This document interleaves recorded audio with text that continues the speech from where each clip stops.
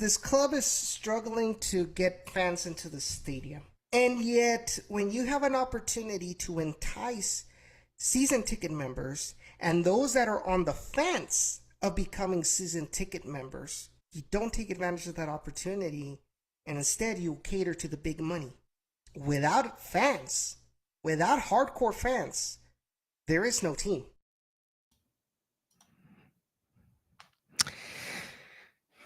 I did not want to do the show in this manner. I was telling the guys before we went live, if I wanted Down in the Valley to end, I wanted it to end on my terms. But right now, but really, we have no choice, unfortunately. The Toros are dead, and we're here to give it our last goodbyes, to give a last goodbye to this beautiful project called Down in the Valley. And I just felt that it was fitting for most of the original cast. Unfortunately, Ray could not make it today. He'll probably join later on if he can.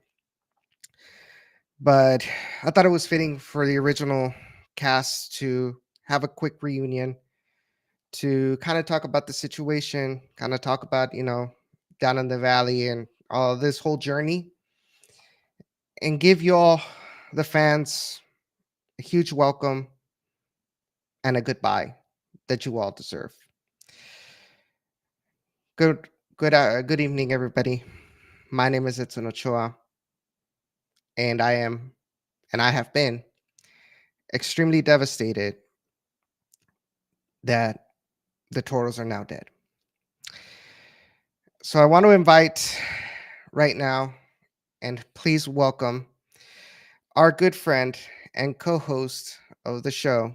We all know him a lot these last couple of years, Jacob Young. Jacob, how's it going? I mean, what is there to say? Um, in my life, yes, it's going well. Thankful to be healthy and all of that. But of course, right now, yeah, this is depressing. This is a depressing show to be making.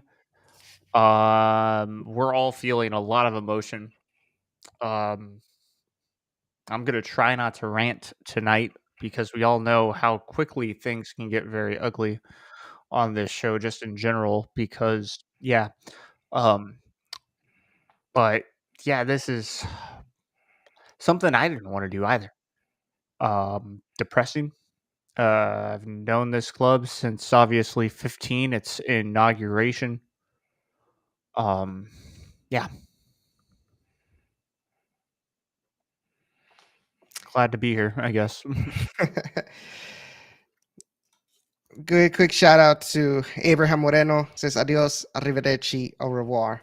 And Jeff Strong says, cheers to you, Jacob and Ray. This podcast, as well as all of the fans and media who covered the Toros with passion and intelligence. Thank you so much, Jeff Strong, for all of your support all of these years since I was, back with the Peel. You know how Down in the Valley started, 15-minute segment on the Peel with Justin and Josh. And this little young Mexican comes along and Puro 956 cuts his way into the segment and it became what it was. And unfortunately, it's all coming into an end.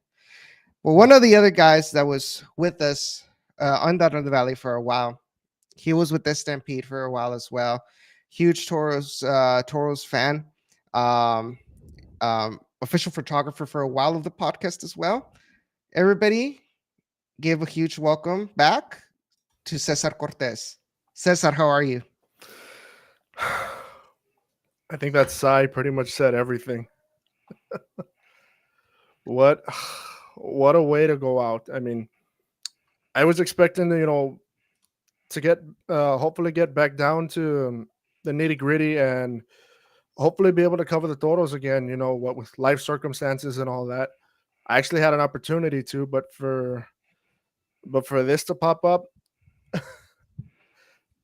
I don't think anybody could blame me if I said that I got, pretty emotional when the news broke out that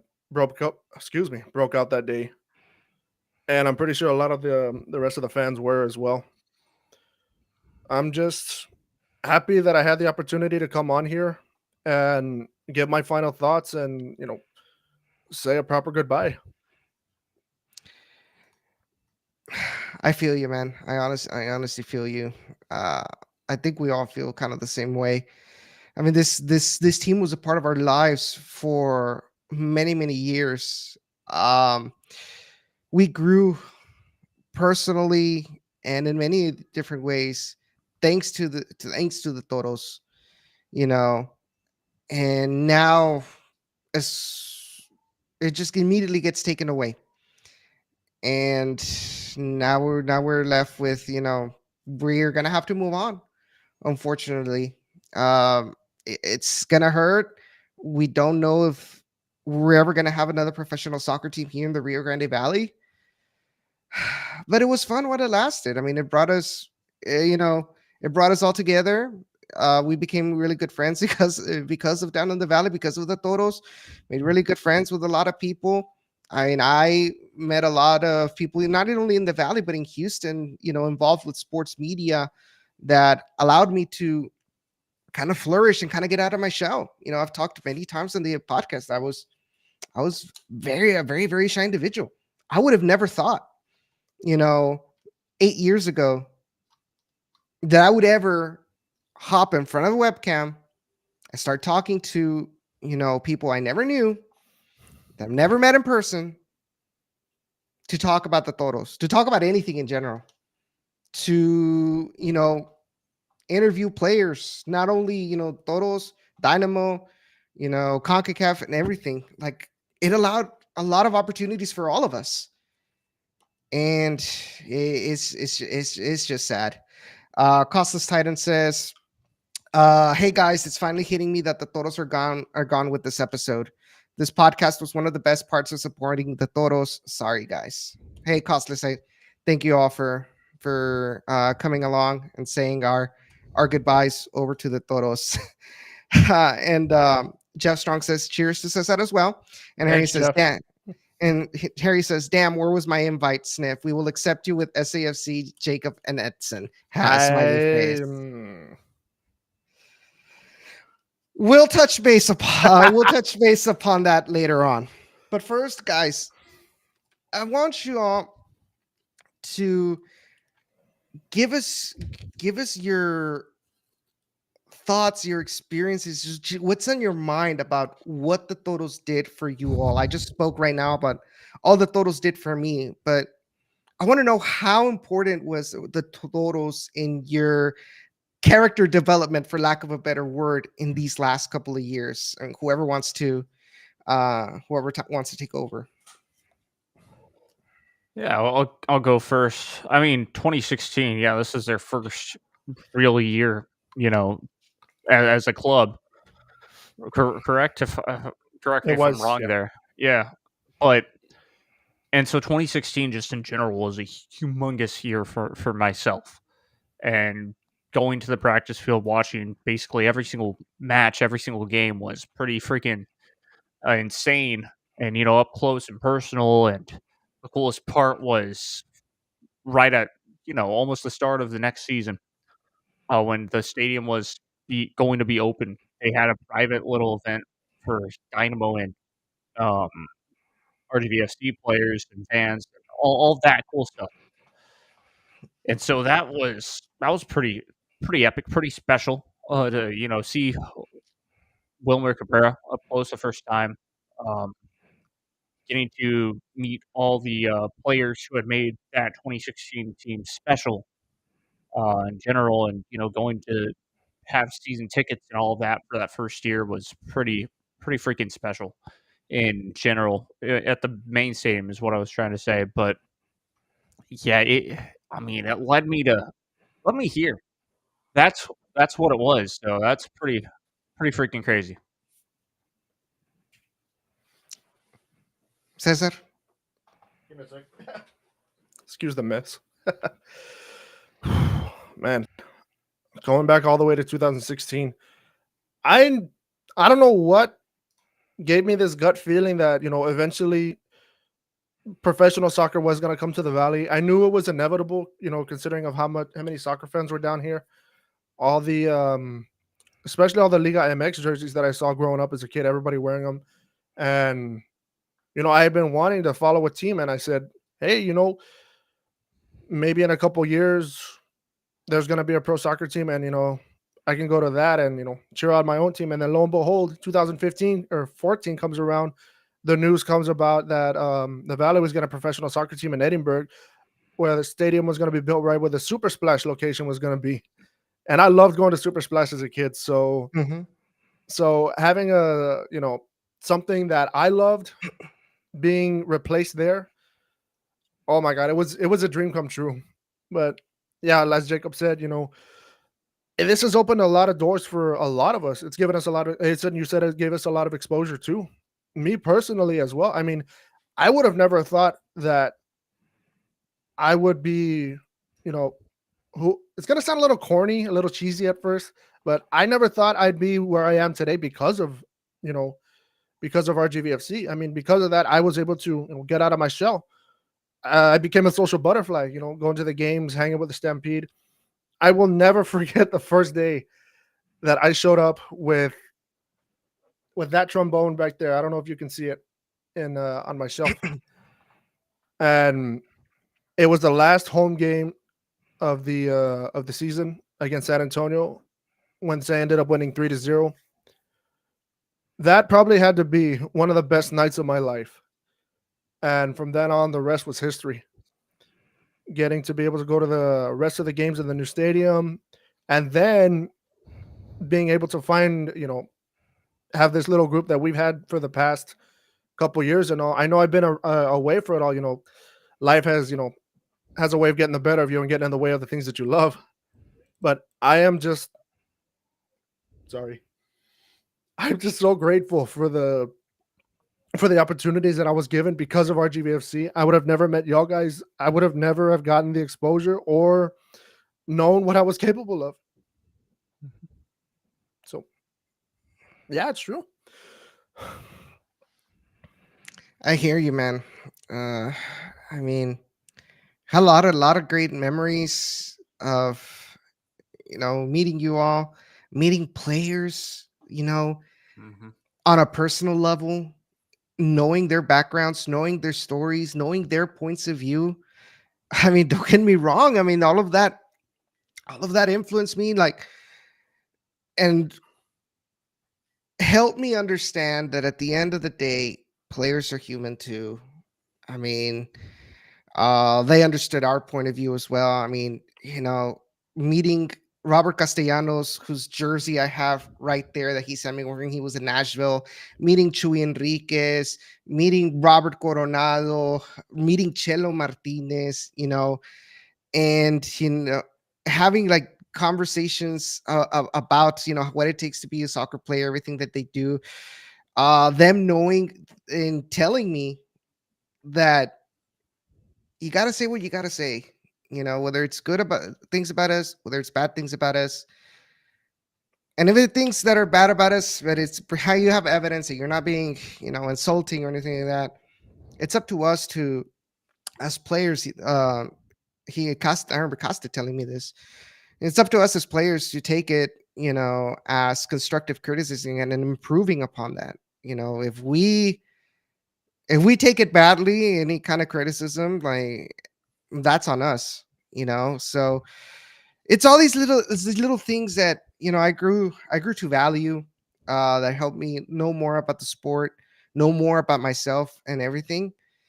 And it's just a very wonderful experience, getting to meet Ron Patel, having being able to develop, I think, the clout that you knew that Toro's front office was watching your shows, was taking into account what you were saying, players, coaches, that we captured their attention. And there were good experiences about that, bad experiences, obviously. I mean, we all know the story about, when I was started dissing Wilmer Jr. back in 2017, 2018. I will always carry that. I will always carry that anecdote, with me. It was just interesting. But, them reaching out and telling us like, hey, we listen to your shows. We watch your shows. Obviously, there are some things that they criticized us and everything, like, nah, you guys don't know what's really going on or shit like that. Yeah. But who'd have thought that something is basically a hobby and is going to continue being a hobby until its demise at the end of the show, how much it grew in the last couple of years. Obviously, we are no Cooligans podcast or any other famous podcast that has thousands of listeners, but at the end of the day, man, whether it's one listener, 7 listener, hundreds of listeners, like, we built a community of Toros fans Mm-hmm. that grew to know more about the team, that became even, and those that knew about the team to become even more involved with the team. And that's what I take away from these last years of Down in the Valley. We might not have grown the market as much as many others, even if people like, well, actually, I'm not even going to take my time to name them. But if you guys are veterans of the show, you guys have an idea who I'm talking about. Making fun of us because we recorded or streamed our shows live from our bedroom, or or that we only have a couple of listeners compared to that person who had hundreds, even though they rarely talked about the Toros. But somos pocos pero locos. Like, we built a close-knit community that I think a lot of people wish they could have. And like I said, I take that's my biggest takeaway from this project, this era of Down in the Valley.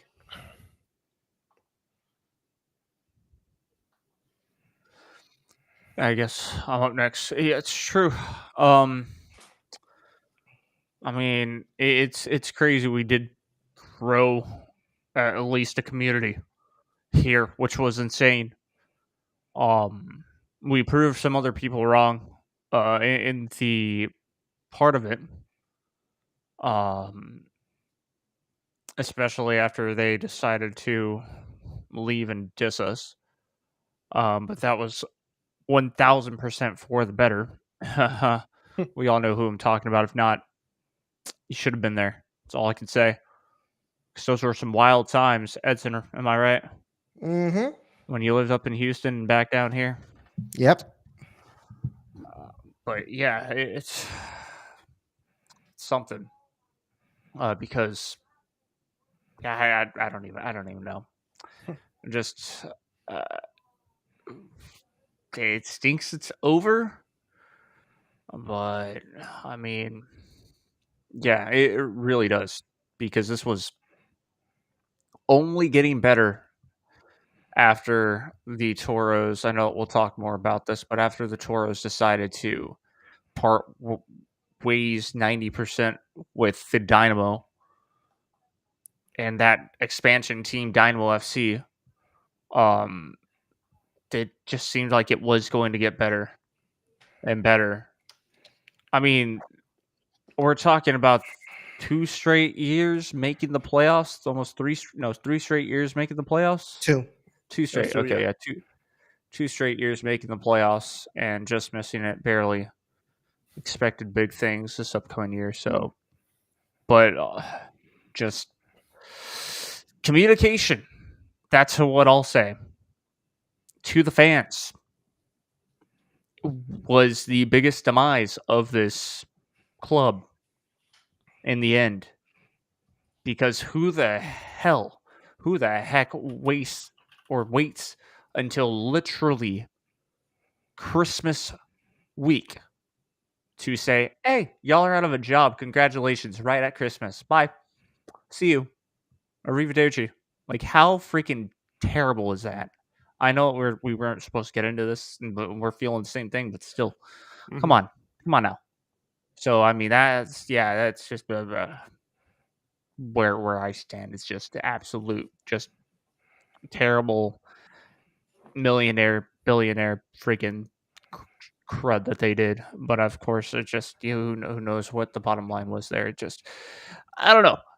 Good times, and then there were some really bad ones.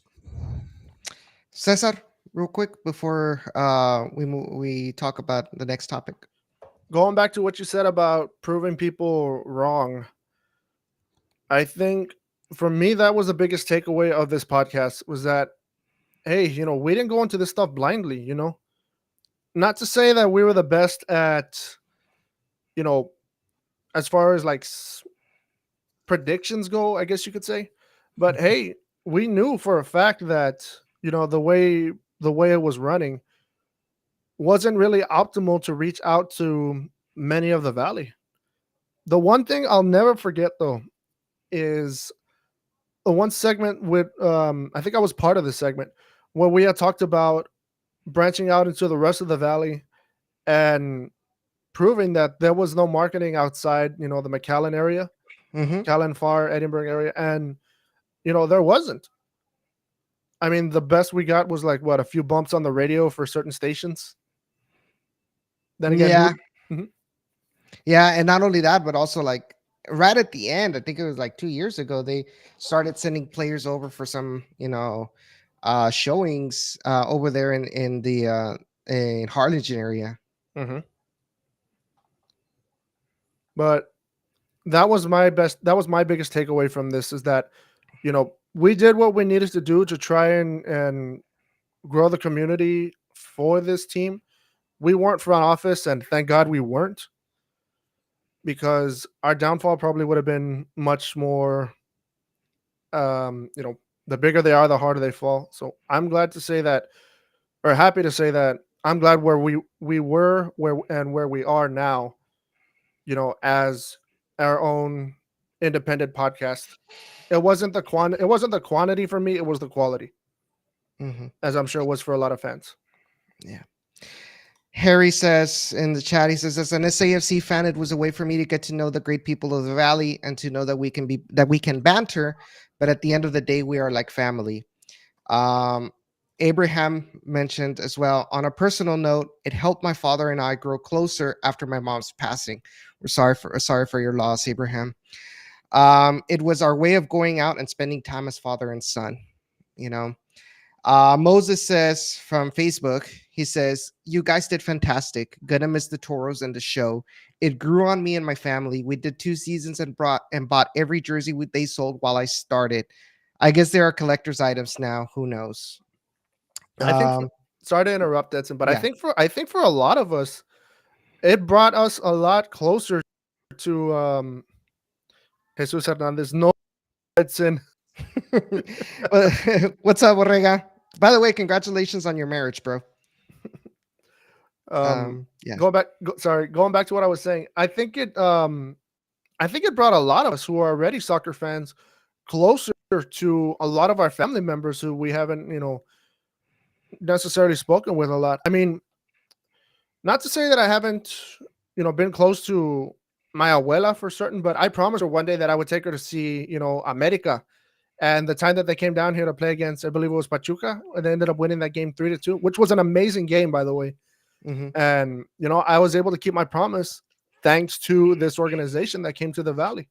I mean, without them, we have never gotten this amazing stadium that Liga MX teams are coming up to play in. And because of that, I also got to meet another amazing group of Rayados fans too, which I haven't talked to them in a while, but because of this organization, I was able to meet them too, and just generally have a really amazing time. Michael Reyes, what's up, guys? Hey, Michael. Yeah, I got to see Christine Sinclair in person because of this, which was pretty freaking amazing. Oh yeah, Olympic considering qualifiers. she's the leading the most goals Yeah, scored in like the whole entire leading goal scorer, whatever it is. Whatever that record she broke, because and there's she several broke it records. here. Exactly. Broke it We can here, which say that is we had insane. a women's world soccer world record be broken at HEB Park in the RGV. Mhm. Mm-hmm. Harry says Jacob hints at the frustration that this does not have to happen. There was so much potential for RGV. Down in the Valley pushed RGV to be better, but the other side refused to do the work, in my opinion. I don't want to touch that. I We'll be here for another 3 hours. Yeah, yes. And I think we touched upon that so many times during the show, even off camera, that it was tough at times. You know, I mentioned a little while ago, front office members weren't happy with a lot of the stuff that we talked, where we criticized some of the things that we didn't like about that, and they didn't really take it well. Mhm. You know, and unfortunately, that was part of their biggest downfall, I think. I mean, I'm not saying that we knew like everything, like the secret sauce to make the Toros, you know, the Real Madrid of North America, you know, but we felt that our suggestions, our concerns were valid, right? And you know, we got a lot of discredit from a lot of people saying like, what do you guys know? Like, who are you to say, you know, that this thing is wrong and anything like that? But I mean, it is what it is. And at the end of the day, you know, there's a quote that I put many times on the show that was mentioned by the Tigres president, then Mauricio Denner, that says, after, let me try to remember what it says. After the, no sé. Anyway, I'll think about it después de la, I forgot. I'll remember it later on. But anyway, we'll continue real quick with the chat. Mike says, as always, puro pinche stampede, ya se la saben, perros. So I'm seeing a lot of what I love is that not only are we seeing fans from the RGV giving our goodbyes, but we're also seeing, you know, fans from Houston that I met because of Down in the Valley, including Justin, you know, one of the OGs from the Peel, who him and Josh giving me the vote of confidence to take the Down in the Valley segment to the next level, which I'm really, really grateful. I had that not happened, I don't think there would have ever been a Down in the Valley or an RGVFC specific podcast. Yeah, But I wanted to say something real quick. I'm sorry, since this is here. Just want to say hi, Justin. I'm a Jets fan. We beat y'all this season. Oh my God! That's why? Why are you trying to poke the bear? Why are you trying to poke the bear, man? We didn't make the playoffs, but we won the Super Bowl in the end. He already has enough crap to deal with between Josh and I. But he says it's brutal. You guys busted your tails and provided amazing content to the Toros fan base, more than the organization actually did. And then Blues fan says, sad to see the end of so much, and to see it be such a quiet end is a tad more painful to witness. And of course, we've got my friend Josh, the Yoki Bear Gaming. He sends a couple of Twitch emotes. But like I said, love you guys. And my dad says, Toros fue el primer equipo que Edson y yo apoyamos juntos, fuera de Tigres y Rayados, Real Madrid y Barcelona. Yeah, it brought us together. This is the other than that, exactly. Yeah, other than that, we were always like complete opposite ends of the spectrum. You know, Tigres, Rayados, Real Madrid, Barcelona. You know, but this is the first team that we had something in common, you know, as far as the sports team that we followed. Because I mean, even in football, it was like, obviously I'm a Patriots fan. I don't want to talk about the situation right now with Belichick leaving or terrible for performances, you know, but always, you know, Cowboys hater as well. And my dad has always been like, why are you hating on the Cowboys kind of thing? They're America's team. Oh, now we know why America is the way it is right now. Anyway, Sloth says RIP Toros, never forget. Justin responds. He says, "Bro, I welcome it. I'm mad that I actually have to actually watch the Eagles on Monday." Exactly. Well, yeah, that's a whole other issue because they should have won, they should have won the division easily, and somehow, some way, they decide to lose. What was it? 4 straight games or something crazy like that, or 3 straight? Oh yeah. Yeah, it's pretty ridiculous in the end for both them and Miami to have to be playing in the wild card. It is what it is. God bless the NFL. But anyway, guys, so real quick, just a quick recap of the situation that happened. That happened. So basically, the team plays their last match of the 2023 season against Loudoun United. Okay. From a little bit before that, but more specifically at that moment after the game, we knew something was wrong within the team, within the organization. Why I say this is because I know Shadow wasn't able to post it. I know Ray, I don't think he posted it either. I don't recall correctly. And I wasn't there at the game. And now I kind of regret going to Pigskin instead of to the game had I known that it was going to be the last game ever for the team. But I was told by Ray that in the press conference, the post-game press conference, Wilmer pretty much said his goodbyes to the press.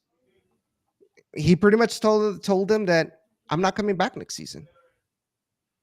And that raised a lot of concerns because it's like, wait, I thought he had a 5-year contract, and apparently he did, Well, we talked about it. Yeah, but he announces that he's not going to come back. Other fans mentioned to me during the last couple of weeks that there was no mention from the team about 2024 season ticket renewals at all. Because usually they would post them or announce them on the PA system that, oh, you don't forget, renew your season tickets, yada, yada, yada. Nothing like that was mentioned. So there was a lot of questions involving RGVFC. Was this team going to continue? There were rumors that they were going down to USL League One. There were rumors that they were going to obviously disappear. There were rumors that I think there were also some rumors that they were going to get sold. You add that from weeks or months before, UTRGV football making their announcement at HEB Park. That raised a lot of questions. By the way, I saw somebody said V's up. But that raised a lot of questions because it's like, okay, if they're going to be playing, they never officially have said that they're going to play at HEB Park. But the fact that they made their announcement at HEB Park insinuated something along those lines. What we did know is that in 2025, they were going to start playing, supposedly. That's the plan. So it's like, if they're going to be going into HEB Park in 2025, what's going to happen with the Toros? Are the Toros going to continue, or are they going to be playing side by side, at concurrent times? How is that scheduling going to work? That raised a lot of questions for the fans if this team was going to continue or not. Throughout the offseason, radio silence. And I know I mentioned it. I don't know if I mentioned it with Harry, or I don't know if I mentioned it on one of our last shows. But I know I mentioned something that we've always talked about: radio silence from RGB front office during the offseason, and that was a norm for them. But this was different. This was different because there were all these rumors are coming up about folding, about all this and that. But there was never an intention from RGB front office to dispel nor confirm any of the rumors, at least to make us feel better. Okay, we know this is going to happen on whatever side of the spectrum you want it, but at least we know something's going on. Then all of a sudden you start seeing all these players signing with other teams, or actually first giving their goodbyes. Like Frank Nodarse, like I think Christian Pinzon, Robert Coronado, and it's like, okay, what the hell is going on here?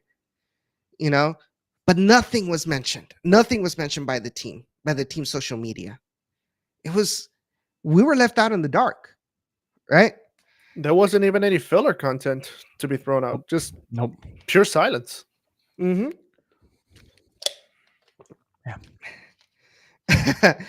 um,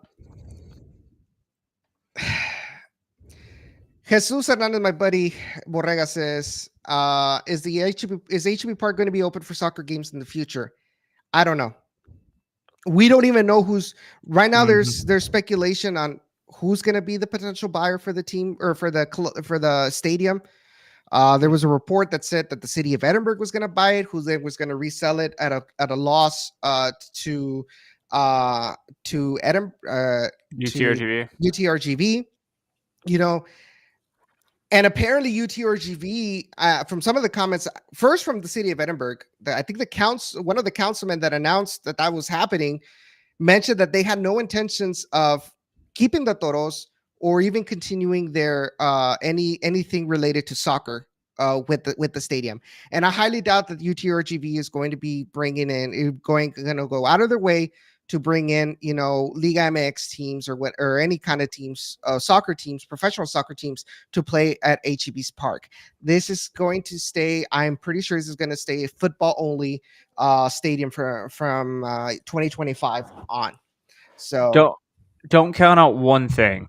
Just one thing. Don't count out that there could potentially be a chance for the WAC not championships, but WAC tournament to come to HEB Park one year. If UTRTV has it and if the WAC is willing to pay for a team to have that opening, just like the WAC basketball tournament. Don't count that out, but that's about as far soccer as we would get. Abraham says there were random posts that just filled in dead space on social media. Yeah. What? Mhm. Puma specials? There were? Puma specials at the team store? Mm-hmm. Clearance sales? Yeah, the clearance sales really. That was about it. Well, the occasional our player got nominated for, goal of the year, anything Mhm. or anything related to USL Championship. That the league kind of mandates them to post, but other than that, there was nothing from their social media. Justin says, I feel horrible for the players, especially with the timing of the announcement. These guys have a real short window to find new clubs. One of the biggest examples is Taylor Davila. The guy was the best. The guy was one of the best midfielders in the whole USL Championship. And it's a surprise that he still hasn't been able to find a team. Mm-hmm. Yeah, there were a lot that, luckily, they knew that they had to exit fast, and of course they left as soon as possible, because that's when you heard a lot of thank you so and so for the time at the club. Mm-hmm. Thank you this player. So we saw a lot of players getting basically released or whatever, and that was really about it. But there was still half or a little less than half of the team left. Mm-hmm. And so it felt really much, it felt a lot like, we're going to see this, basically an announcement that says they're done. Mm-hmm. And again, I go back to it. The team left it way too damn late. The team left it way too dang late for them just to throw everything away at that last week. Because like you said, it's for the players' sake. It's for everyone's sake at that freaking club, for marketing. Of course, marketing might be saved by the freaking Vipers, but the team store people aren't. It's stupid stuff like that where you're left without a job right after the holidays. Like, come on. It made me very, very upset about that. So Moses Flores says, being a season ticket holder this year sucked. Didn't see any of the perks. It was actually disappointing being a season ticket holder for the first time. That says a lot. Mm-hmm. Going back to, there were no announcements about season ticket holder or renewing season tickets for all those who actually had them in the past seasons or that current season. Going back to the last game that I actually went to, which was against Miami. That was a good game. They ended up tying at 3-3 at the very end. I didn't see any season ticket representatives, no booths, no, just nobody advertising season ticket shares and holders. I said nothing, just just regular merchandise, regular sponsors that were out there. No season ticket representatives like there normally were. So even then, I had my doubts, but I'm all like, oh, maybe they're just just not doing it because it's not close to the end of the season yet. Mm-hmm. But that should have been like right then and there. That should have been the hey, ding, something's going on here. But Yeah. I was too naive. Didn't want to believe it. They told me that. Costless Titan says, yeah, they told Wow. me they were going to send me a gift box as a thank you for getting a season ticket. So, okay. So now let's rip this Band-Aid off. December 18th, 2023, 11 in the morning. Actually, no. Let's go back a couple of days. If maybe 2 or maybe the day before. A Twitter account that I guess I think they cover. I don't remember which team exactly from the USL Championship. He posts, according to sources, the USL Championship tomorrow or earlier that or later that day will be announcing the disappearance or the shutdown of another USL Championship team. Oh yeah. And then later tweets, the sources say it's regarding RGVFC Toros. Then all of a sudden, 11 a.m. comes along. What was going to happen there at 11 a.m.? Calendar announcement by the USL Championship. Yep. So the teams were going to announce the calendar for the upcoming year, for the upcoming season. But guess what happened at the same time? Oh yeah, by the way, guys, we're shutting down. Thanks. Bye. Yep. That was pretty much how it went down. It was exactly how it went down. I mean, it was finally, like Edson said, ripping the Band-Aid off because we all knew something was going to happen and it was most likely going to be bad, and it was most likely going to be that in the grand scheme of things, because we all knew that that's how the Toros had always been. Let's even remotely go back to 2021, post-pandemic. Ooh. Why do I bring that up? How late were the Toros without a coach? How late were the Toros without a roster that season? Mm-hmm. Extremely late. It was almost like a month until the season started. We didn't have a team. We didn't have a coach. It was wild. Wild times. So that was nothing new from the Toros to disappoint us. But it's that same thing. It's like, I don't expect much from you, but you still disappoint me. Our expectations were low, but holy fuck. Exactly. And so it felt like that. And it was at the end of the day, with the Toros shutting down, I was like, just at that time, I was like, good riddance. We finally know the freaking answer, but god dang, why did you stay? Why did you make it this late? You freaking idiots. 2 weeks ago was even better than this garbage. It's just, it was depressing. I remember I was just getting over COVID. It's about like day 8 or 9. I was basically fine. As in I couldn't really get anybody sick after that. And so I went back to work that Monday.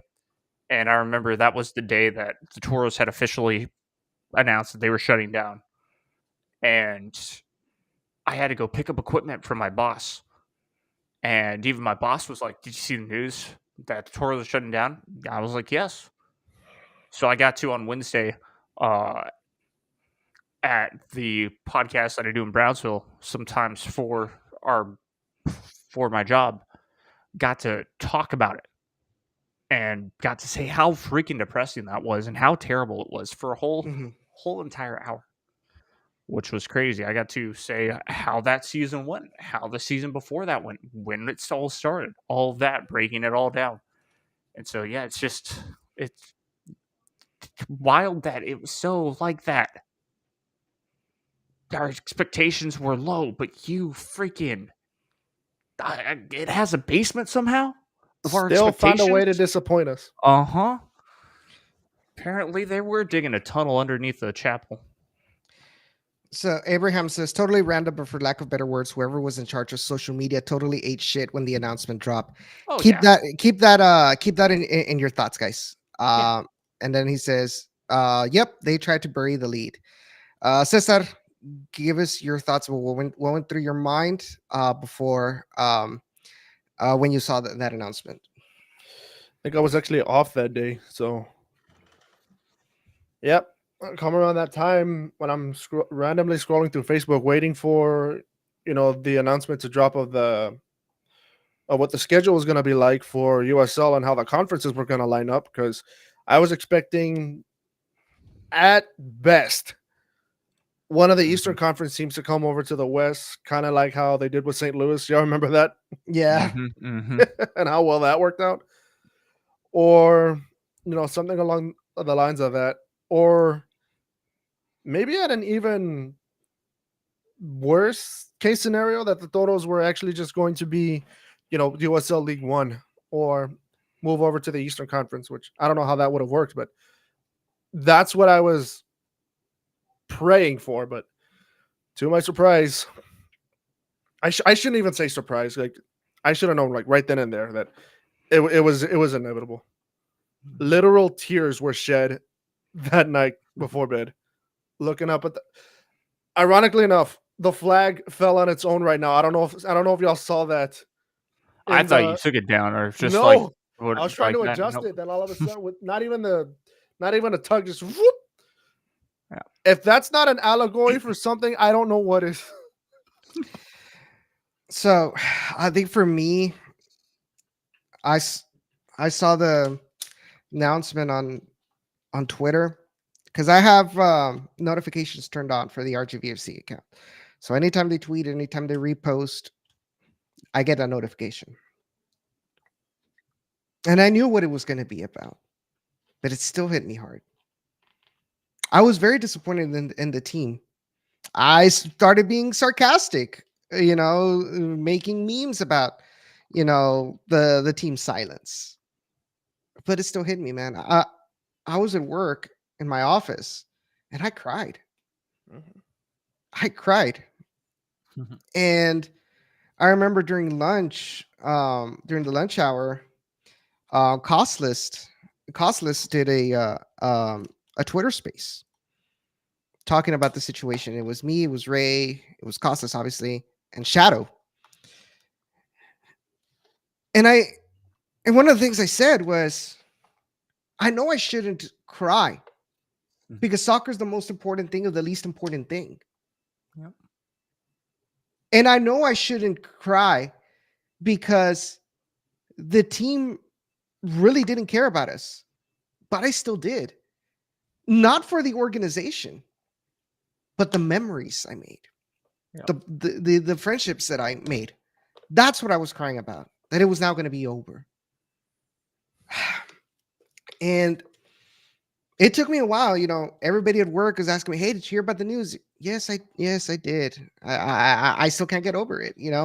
I told them, and like, have you heard anything about the Toros? Yeah, they're dead. Mm-hmm. It was just, it was just sad. I mean, I'm not crying anymore. Like, even when I went to Monterrey and they were asking me about the Toros, about the next season, I'm like, they're dead. I mean, Mm-hmm. I don't have anything to do anymore when it comes to soccer coverage like that. Yeah. So, and it was like, and even explaining the situation of what had happened, what we knew from the outside looking in, and it just ticked me off. Like, just going back at it and just seeing the way it was handled. And I say that because there's a clip that I want to play right now. And this was from the USL show. If you guys don't know, or anybody that are watching, so there's a podcast called the USL Show. We used to be, part of the same network back when Don in the Valley and the USL Show was part of BGN, the Beautiful Game Network. But I still maintained, some sort of connection with the guys and communication. Well, they did a show where I think a couple of weeks ago where they were talking about the whole RGV situation, and so I made a TikTok of the rant, part of the rant from Kaylor Hodges, who he's not even a Toros fan. He covers Birmingham Legion, and he's a member of USO Show. But what he said, guys, I think summarized what I think a lot of us feel about the whole situation. So I'm going to go ahead and play it, and I want to get you all's reactions or thoughts about what he said. I cannot think of anything more cowardly than what RGV's owners did. They left their players in the dark, despite everyone and their mother knowing for 2 months now that the team was dying. But without the official announcement, the players cannot go find new employment. What are they supposed to do? They can't just look for employment. That's a breach of contract. And their poor social media manager had to go out there and field questions all day long of, are we dead or not? And they couldn't say anything. But RGV's owners were cowards in what they did. And I know that takes a lot of guts to shut down operations, but have some gall. Tell your players, do it immediately, and don't do it in a news dump. It's not their social media person's fault. I'm sure they dreaded this moment coming because they were going to be the one to receive every single bit of the backlash. They were the one that was going to have to deal with it, while their owners were cowards. Cesar, Jacob, I want to hear your thoughts on this rant by Kaylor. Jacob looks ready to go. Go ahead. Yeah, because when I had heard that, and it was after my show, I remember this so well. It was perfectly well done. The way that he said it too, and it's true. I'm looking at the somehow, some way, this is still on Twitter, like all the ghosts of teams' Twitter accounts that aren't a part of anything, like OKC Energy. Guess what? If you were to search that up on Twitter, their account's still there. Shockingly, just a ghost account, like not even posted on. But my point is to this. You look at RGVFC when they announced on December 18th when they were, not a club anymore on Twitter. It has 300 plus retweets, not even likes, retweets. And it has, 407 likes and 305 retweets. You look at the post right underneath, 10 likes, 13 retweets. My whole point in that is, it's, of course, not to mention the 65 comments on that post, the 65 replies, as Twitter X calls it. Mhm. But it just, obviously, I feel bad for that person, unless, as we had known who was actually in charge of that account, was somebody from FO. And then they already knew about it, and still, of course they dreaded it. But at that point, if you're front office running your social media account and you post that, then we have a right to also say crap to you. Not like terrible stuff, but like, are you serious? You waited this freaking long. Are you freaking stupid? You are the biggest coward in your whole entire family. That is just terrible. Terrible management, terrible everything, terrible marketing. It is a breach of contract, just like he said. I can't find anything if Tyler Derrick is even freaking safe. My best friend. That is, of course, a long stretch, but my best friend, Tyler Derrick, my twin for a while. That guy. I don't even think he's playing soccer. So it's that whole freaking just terrible thing of those players can't play anywhere and they can't find a club anymore if their contracts were actually, completely destroyed. It doesn't matter. It sucks. And I don't know what else to add from Taylor's comments because it's so true. It's the biggest cowardly thing to ever do. And to leave everybody out in the dust, in the dark, was just absolutely horrific. Yes, there were signs. but we didn't want to believe them. We were on those rose-colored glasses for a freaking reason, because we wanted there to be another season. We wanted there to be every single chance that we got to see them play in 2024. There was momentum so high up. There were close to 6,000 people averaged at the HEB Park. Marketing was doing a better job than they had before. Not amazing, but it was better. For the past 3 years, things seemed to go up. The team seemed to go down. There was a different scenario on the other side. But that's for, a different time because Alonso Cantu is a pig. But yeah, I said that. I don't care. It's over. What are they going to do? Not allow me to come back to HEB Park to cover the Toros? They're no more. Maybe that will get me, canceled from watching a Vipers game, but who the heck cares? They're the Vipers. They'll win another championship and everything will be all, happy. But my whole point is things were looking up. They were looking up. And for some strange reason, you just bury this under the ground? After 2 straight years of making the daggum playoffs, you're not losing that much money when you can win the freaking title with just a better freaking team instead of giving up on Rodrigo freaking Lopez. Yeah, he didn't really want to come back, but you could have offered him a good amount of money to potentially make him stay instead of going back to Cali. Chuy Enriquez. I love that guy. He was still a great player. I think he could have fitted well with that team that we had not too long ago. That we allowed players to get away from us. We didn't buy our loanees. How do you not buy your loanee that made you make the playoffs for the past 2 seasons? It was just horrendous inside. And then marketing, and not marketing, but the front office to be like, yeah, no, we can't do this anymore because we're idiots. And we're going to keep being idiots until the last freaking day that this club dies. And sure enough, they were. And even, yes, if, again, I will say it, if the PR manager was not affiliated with FO, I apologize to you. You did not deserve all that hate. But guess what? You could have probably just, right as you sent that, deleted that account off of your phone and been fine because you knew that your job was done after that. So it's just, but that, yeah, I said I wasn't going to rant, but guess what? I ranted because everything was so just absolutely stupid from years on. Cesar. Like we said before, they still found a way to disappoint us. After, oh my God. Y'all remember the day that RGVFC announced their choice to be independent from Houston, right? Yep.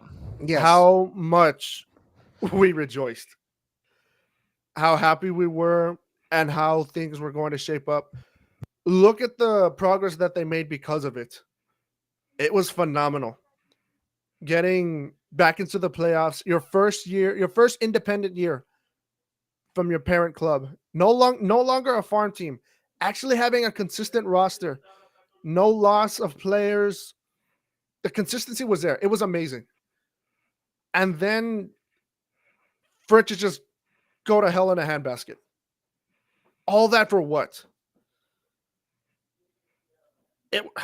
Words cannot describe exactly how I feel. Well, some words can, but I'd rather not say over the air. Mm-hmm. As I'm sure a lot of people, us three, the rest of us here would like to, but for the sake of trying to, be professional in this scenario, I think it's best if we just, bite our tongues on this and just say what needs to be said in the most proper way possible. Is that just they still found a way to disappoint us. They got our hopes so high up into thinking that, hey, we were going to, I wouldn't go as far as saying actually win, a USL championship title, but at least make it to at least the semi or at least the actual final.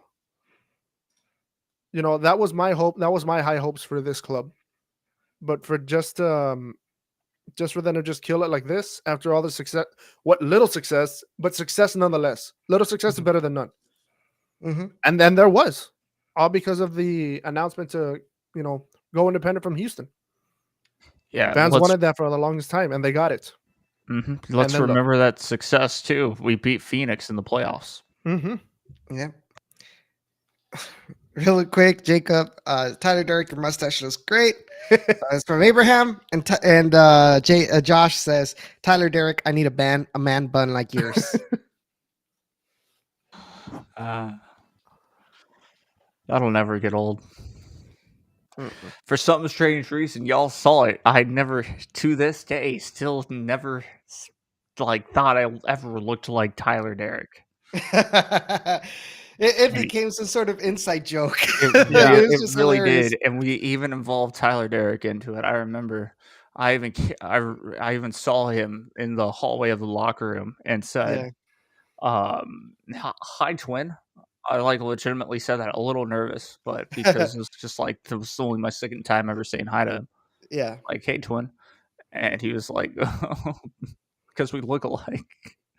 And it was just weird. And he's like, "I've heard that before." I'm like, yeah. I was with JT, I think. Probably. It's probably. Huge shout out to JT, by the way. You guys brought up something. Cesar, you brought up something right now. You brought up the fight for independence. Josh says, I can see the resemblance. Costa says, Taylor Davila making first team all league was my cup final win. Well, that is true. Mm-hmm. You guys mentioned independence. I mentioned this in Costas Titans Twitter space. But for a while after the announcement of the demise of the Toros, I felt guilty. I felt like the fact that the Toros are now gone, I'm partially to blame. Who was the one that was always advocating left and right for independence? We did. We were always advocating for independence. We said the Toros are going to be better off without the Houston Dynamo and being independent. That they were going to control their own destiny and all of that.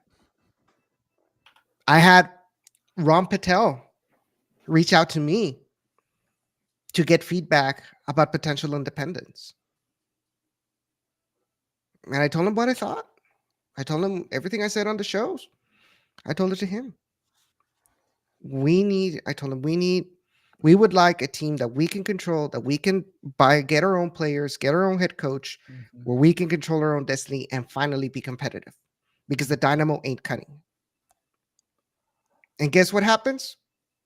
I'm not saying we're the cause of it, that influenced him. I'm pretty sure he had the idea since he came. He saw the potential in this market. Oh my gosh. But I remember when that was still a thing. I was at that time not only doing Down to the Valley, but I was also doing Generation Orange with my former roommate, Sean Ringrose.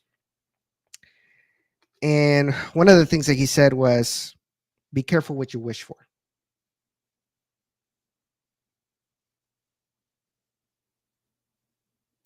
He said, be careful what you wish for, because you never know if it's going to be, if this team is going to continue. And it did. This team died. And I felt guilty. I felt like maybe had we stayed with the Dynamo, maybe had we stayed under affiliation, maybe not with the Dynamo per se, but maybe also with somebody else, maybe this team would still be alive. Because you're talking about from one day to the next, now Alonso Cantu had to deal with player salaries, scout salaries, coaches salaries, trainer salaries, technical side salaries and costs, everything, not just the business side. And we talked about it. We said that was one of the things that it was going to be a disadvantage, but we felt that the good outweighed the bad. But yeah, I mean, I felt super guilty about that. Maybe I'm right, maybe I'm wrong. I don't know. A lot of people said I should. I'm not wrong. I mean, or at least that I did it with the right intentions, or with my heart in the right place. We did it with our hearts in the right place. Yeah. Here's the thing, Edson, and I do recall this as well. This was back in 2021. And again, it's crazy to think this. I was doing soccer matches, calling them. And I remember I was in Harlingen at Harlingen High School, I believe, for the Bird Bowl for soccer. And lo and behold, Sorry, y'all could hear that? Yeah, no, it's okay. It's right next to the house. So let's see. You just brought up something, and now I'm thinking, Sebastian. Let's see here. How close? I think I know where you are. That's why. Wow, I've been to Raymondville a good amount to know that exactly that place where the railroad is and close to a lot of those houses. This is Lyford, actually. Oh, Lyford. Yeah. Never mind then. Well, Sebastian and Lyford, Raymondville, very close. They're all in Willacy County. Exactly. Yeah, we got those whole 5. It's pretty crazy. But either going back to it, you brought up something. And then it's Sebastian, Combs, then Harlingen. Yes. See, I was there in Harlingen, and lo and behold, somebody pops up and says hi to myself and my camera op. Who is that? Jerson Echeverry. Yes, Jerson Echeverry was there watching soccer and all of that, and it was after he was done, but it was still with Ron Patel, and he was like, "Your savior is he's a great businessman, but he doesn't really know a lot about soccer." Why am I kind of exposing this? Well, because I'm about to get to it. He was telling me about it because of, at that point it was like, who's the best head coach possible for the job? Well, Wilmer. And then it was Ron Patel. He asked me for advice on players and all that. So my point is, you brought that up, Edson, of where Ron Patel asked you for advice on if they should go independent. This was either right before, right after they went independent. Point is, I don't think, he was getting a lot of advice from a lot of different angles. And indeed, he was probably getting advice from Jerson, is my point, for a good thing. To say that, you should probably go independent because this is going to be beneficial. Because right now you will be able to be that president that Alonso Cantu needs to say, okay, I can kind of back off and give you as much money as you say because this is going to be good. Obviously, Ron Patel did not stay long at RHVFC. That's where I think things really did go south for everybody. Because with Ron Patel, we had a legit president that knew the business side of things and knew that, yes, he needed this much money and yes, he could save on this end, but he could also benefit this side for sponsors and other things like that. Culture. Exactly. So he knew. So yes, without him, that was a big hole and it was never filled. And then Alonso Cantu, obviously he focused on the Vipers more. Let's be brutally honest. Which is fine. That team had been around since literally 2005, 2006, and he didn't have to worry too much about the Vipers in that sense of just, okay, we're good. I'm going to make sure that I earn a lot of revenue from this because, I can earn a lot of revenue from winning freaking championships every other year, just about.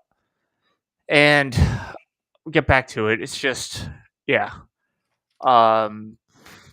was a crazy time when, I heard the stories from Jerson Echeverry, and my point is, you weren't the only person that was probably asked by that man that should we go independent? Should I do this? Should I do that? What's the best move here? What's the best move there?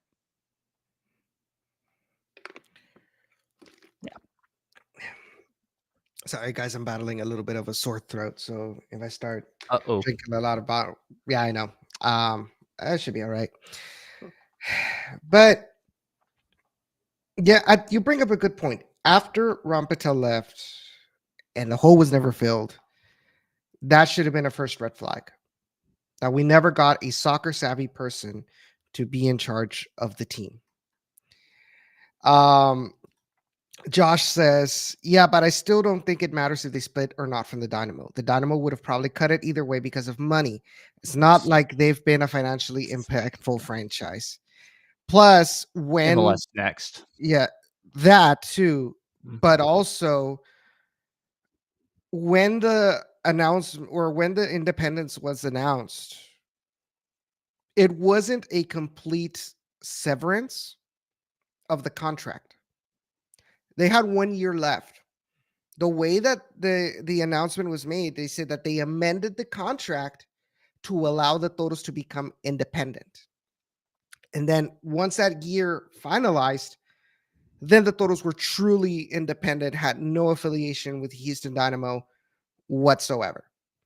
So eventually that partnership was going to die. You know, so you bring a good point, Josh, in the about that. Mike says drink a shot of tequila. It's man, I'm not gonna drink on air. Probably after off air I will. But I think we maybe all just- are after this. yeah, tell me about it. So anyway, the Toros obviously announced that the team is not going to come back. Right now, we're left without a team. What's going to happen? We talked about the players. Justin brought up the situation with the players. They weren't notified beforehand that the team was not going to announce, to give them an opportunity that once the free agency started on November 1st, if I'm not mistaken, that they could be able to go in and start negotiating with other clubs. But like Kaylor Hodges said, they were still under contract. They could not, even if they knew somehow that the team was not going to continue for 2024 until it was officially announced by the club, they couldn't do anything. They were still technically under contract. So if that started on November 1st and you didn't announce until December 18th, that's a month and a half that they wasted for these players to be able to find another team to play with. I mean, Taylor Davila still doesn't have a team. Juan Galindre still doesn't have a team. Robert Coronado still doesn't have a team. I mean, and so on and so forth. You know? And then the USL Players Association releases a statement talking about the situation and that they were going to take action in favor of the players for what RGVSC did with the timing of the announcement of the cease of operations of the club. Yep. My heart goes out to all those players right now. Hopefully soon, we'll get some update. Michael Reyes says Taylor Davila new team is a good East team. Which one's that one? Which one is he with? Well, we'll probably know when they announce it. Probably. But it's a good thing. But it's I'm glad that he was able to find a team, and whoever signs him, they have a hell of a player. Mm-hmm. That I am going to admit I really wasn't expecting a lot from when we started this past season, but he grew to an amazing player, honestly. And I'm really, really happy that he's able to find a good team. We've talked about Jonathan Ricketts going on to Sacramento. I'm very happy that he's found a serious team that are probably going to value him more. It might be harder for him maybe to be a consistent starter like he was here. I mean, Jacob and I really didn't expect he was going to be a starter when he came in, and he was able to he was able to clinch that starting position since his debut season here in the USL Championship. And I wouldn't be surprised if somehow he is able to get, a starting position in Sacramento. I feel he's got a lot of potential, and I'm happy that they were able to move on. But for those that we still don't know if they're going to be moving on or not, if they're going to be struggling, my heart goes out for them, and I really hope that they find a team in the maybe not just in the USL Championship, but I guess anywhere that is. But all I ask is that it's a serious organization, that they're gonna value them more than just employees, but as humans, that they've got families to feed, they've got a career that they're trying to grow at. That's pretty much all I ask for. Exactly. It's that I hope the players are able to grow and still make money, and all of that, because it's not the players' fault at all. No, it's just the idiocracy somewhere else that led to this situation. And for some players, that probably made them say, "That's it. Time is up on my career. I'm done." Yeah. Wouldn't be shocked if a couple have officially retired, or if not officially, basically quietly, hung up their cleats for the last time well, after the final game. From what I've seen on Instagram, I feel like one of those players is Gringo Torres. He's already announced that he's going to be creating an academy, a youth academy here in the Rio Grande Valley. So that means he's not going anywhere. That's awesome. Which probably means that the situation probably allowed him to make the decision to kind of, hang up his boots for good. And I wish him the best of luck in this new era for Gringo Torres. Yeah, it's freaking awesome. Maybe JDC can join him. That would be insane, but I doubt that would happen. If JDC were to hang up his cleats, I think he'd go back home. Yeah, I wouldn't be. I would not be surprised if he stays, man. I think some of the feedback that I've has gotten to me is that they really enjoyed their time here in the Valley. So I mean, it's a really great place to live, man. It's so insanely awesome. I know a lot of us here in the Rio Grande Valley always complain like, "Oh, I want to leave," or "I hate the Valley." It's gotten better. It's gotten better, but for, like, at least personally for me, like, and don't get me wrong, I love Houston, and Houston, really opened their arms to me, and Justin, Josh, everybody over there, it's escaping my head, like Blues fan as well. They all opened their arms and kind of treated me as one of their own, Mm-hmm. But 4 years over there, or almost 4 years over there, like, it makes you realize that what you have in the Rio Grande Valley is special. Oh yeah. Yeah, just, I mean, for example, where I live, I'm in McAllen. So I'm literally bordered by Cherryland, by Edinburgh, by far. Mm-hmm. I mean, Mission. Mission, exactly. Cherryland, Mission, that part.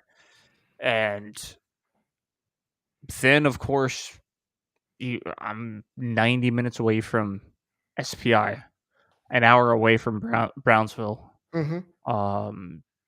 less than an hour away from the sports park, not too far away from Harlingen. And so it's pretty amazing in general that, like, just in the whole place isn't too far away. Like, I talk about, sometimes people say, "Oh, an hour drive, that's long." No, it's not. When you live in Texas, an hour drive is you're pretty freaking lucky. Bro, an hour drive was my normal commute back when I lived in Pearland, south of Houston. Exactly. So it's a pretty good deal to be only 90 minutes away from, like, the beach and stuff, and then you go 2.5 hours up to Corpus, so it's not too bad in the valley. I would have to say so, to even get to that part of of Texas, and so it's I like it here. It's not bad. Like, I mean, I wouldn't say I'd possibly live here all my life, but yeah, because plan would be top 3 cities: Portland, Indianapolis, and possibly, I guess, really just 2 at the moment. But yeah, no, it's those would be my 2, just because I enjoyed my time there a lot. Josh, I've already told you, you will always be welcome here in the Rio Grande Valley, man. You and Justin. So, I mean, there is that invitation for you all to come back, live here, Josh and Justin. you know, continue to be friends, but at a closer distance, man. And then we've got Bobby. He says Mexico is also a draw living in the RGV. That is very true. I think it's one of the pluses. The food, yeah, the food. Yeah, not only I wouldn't that. say actually going there for my sake, at least. I wouldn't say going there. When there's somebody that doesn't know Spanish in general or isn't fluent enough in that, yeah, I would get eaten alive if I were to go there without, a legit group. Is my point? Not because it would be terrible, but that's that, part. Oh, Isidro Martinez, how about that? Cello. Hey! Hi. One of our final times to say hi to Cello. Except he follows me on Instagram. Thanks for that follow. By the way. See all my stories. And Cello, I hope you're doing well, man. Like I mentioned before on the show, I'm really, really grateful for the friendship that we had, you, Chewy, Caste, and Robcore. Really, really grateful for everything that you guys have done for us as well. And we wish you a really, really bright future, and hopefully we will see you back in the USL Championship, man. We missed you. So where I was going at, I don't know, is that now you've put these players in this situation. Now you've got potentially, some sort of, I guess, legal action. I don't know. Nothing has been said ever since then. We can only speculate, and I don't really want to speculate on things that I don't know.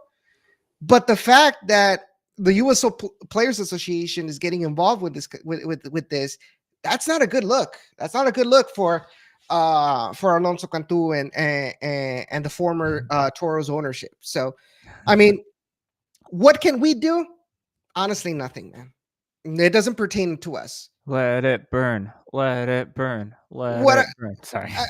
I guess what I'm trying to say is, like, we have to let the people that have the experience and that are actually involved with this situation, the USLPA, the Toros organization, let them deal with it.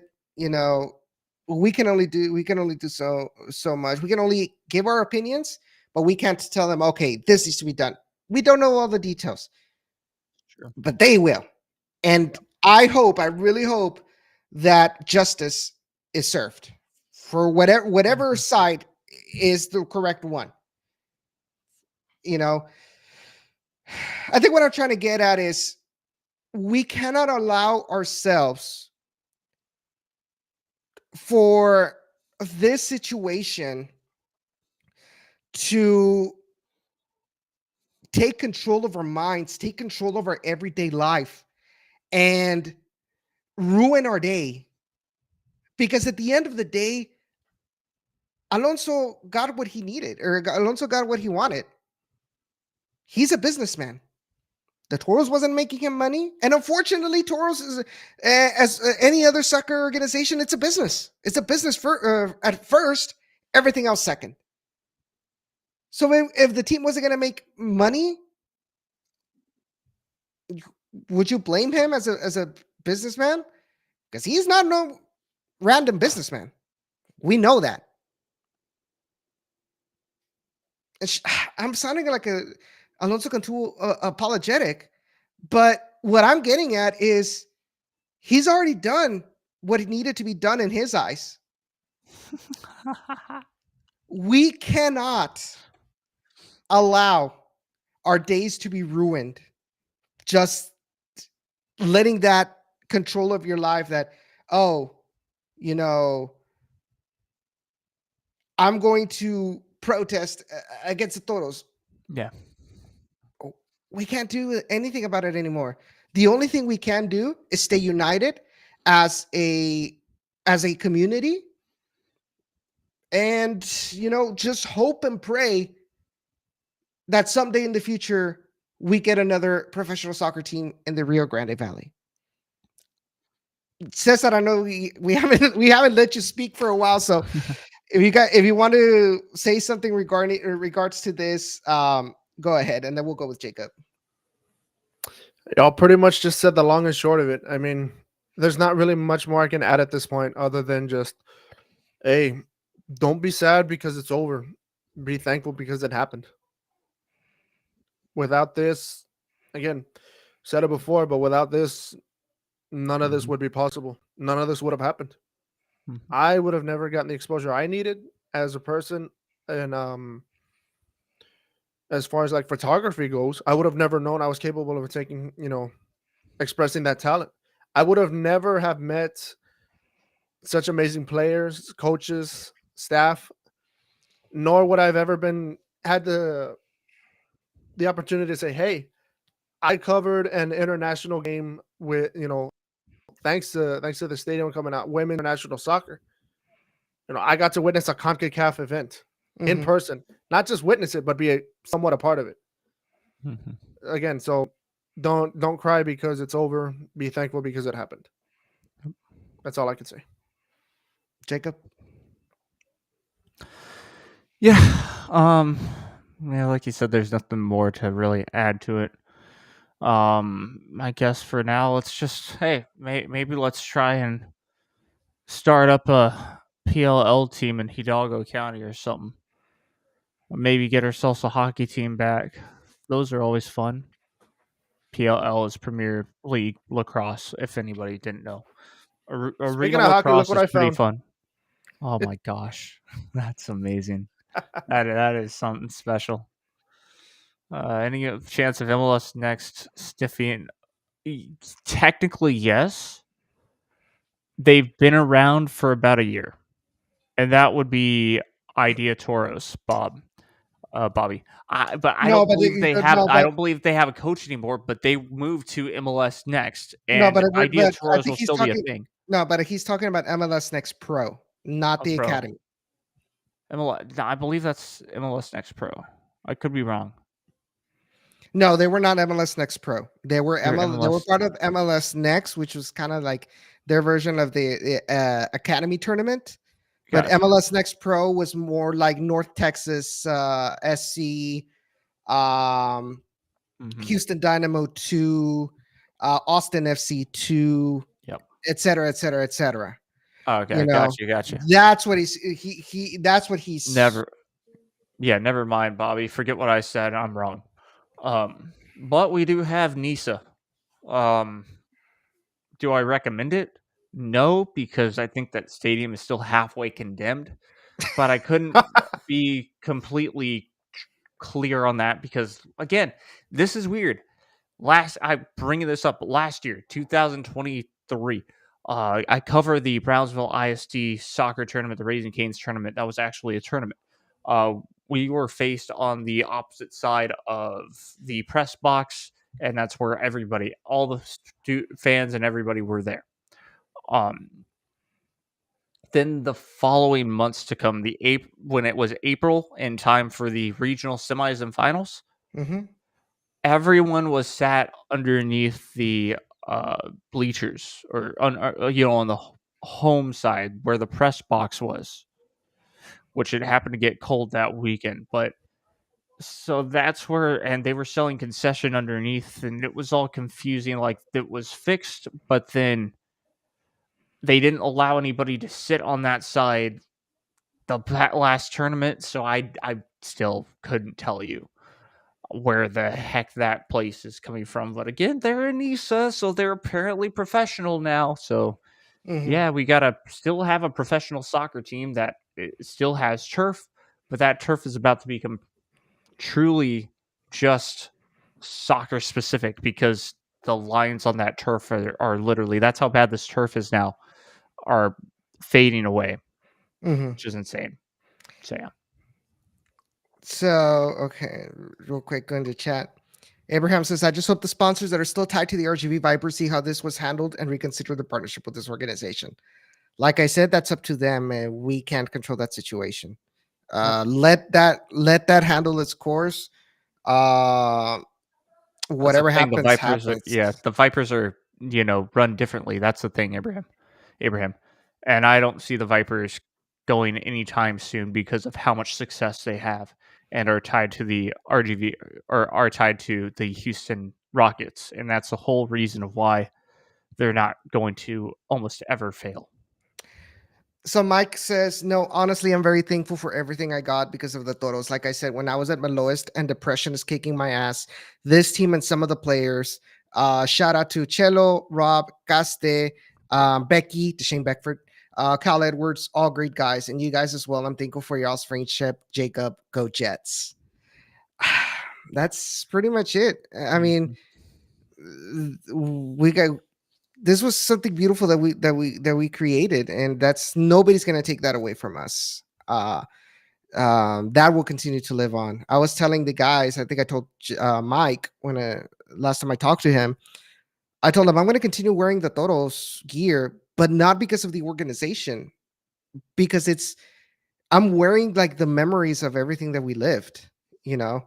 So JVO says, I hate to say this, but I told you first that Wilmer was out. You remind me that commercial, the when you say this, you remind me of that commercial that IFE, which is the Federal Elections in Mexico organization. They released a commercial where it's like it was a couple, right? And I guess the wife was telling him like, oh, you need to renew your voting credential and stuff like that. And it's like, no, it turns out that he needed, and so he couldn't vote. So she orders an opera singer, like once he finds out there's an opera singer in his house, he's like, te lo dije, te lo dije. That's how I feel JVO look. That's how I imagine JVO as he typed this comment. But yeah, I mean, he was at the end of the day, he was right. Wilmer was going to be out. Wilmer did ended up leaving, and now we're without a team, unfortunately. Josh says, Edson, this doesn't have to be a goodbye, though. We can always stream some FIFA games to fill the void. Unless you're scared, of course. Them some fighting words, Josh. Don't make me go there and kick your ass in FIFA. Get your C-Class road license, dude.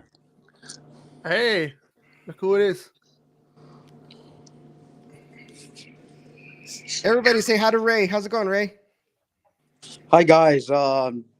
Finally able to join you guys for this last hurrah on location at UTRGV Fieldhouse and Media Room. Ray, just real quick, man, because I know we already hit the hour and a half mark, but I mean, give us your thoughts about the whole situation. I mean,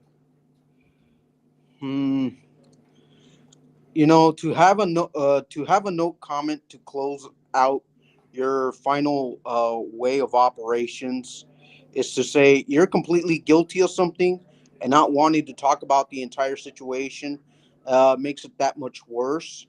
That's kind of like the bad part of it. The good part of it are like the nice special edition jerseys, like the turtle one and everyone's favorite, the plain white tee jersey, which everyone fell in love with. I'm staring at you, Jacob and Edson. I remember that one, that plain white T-shirt.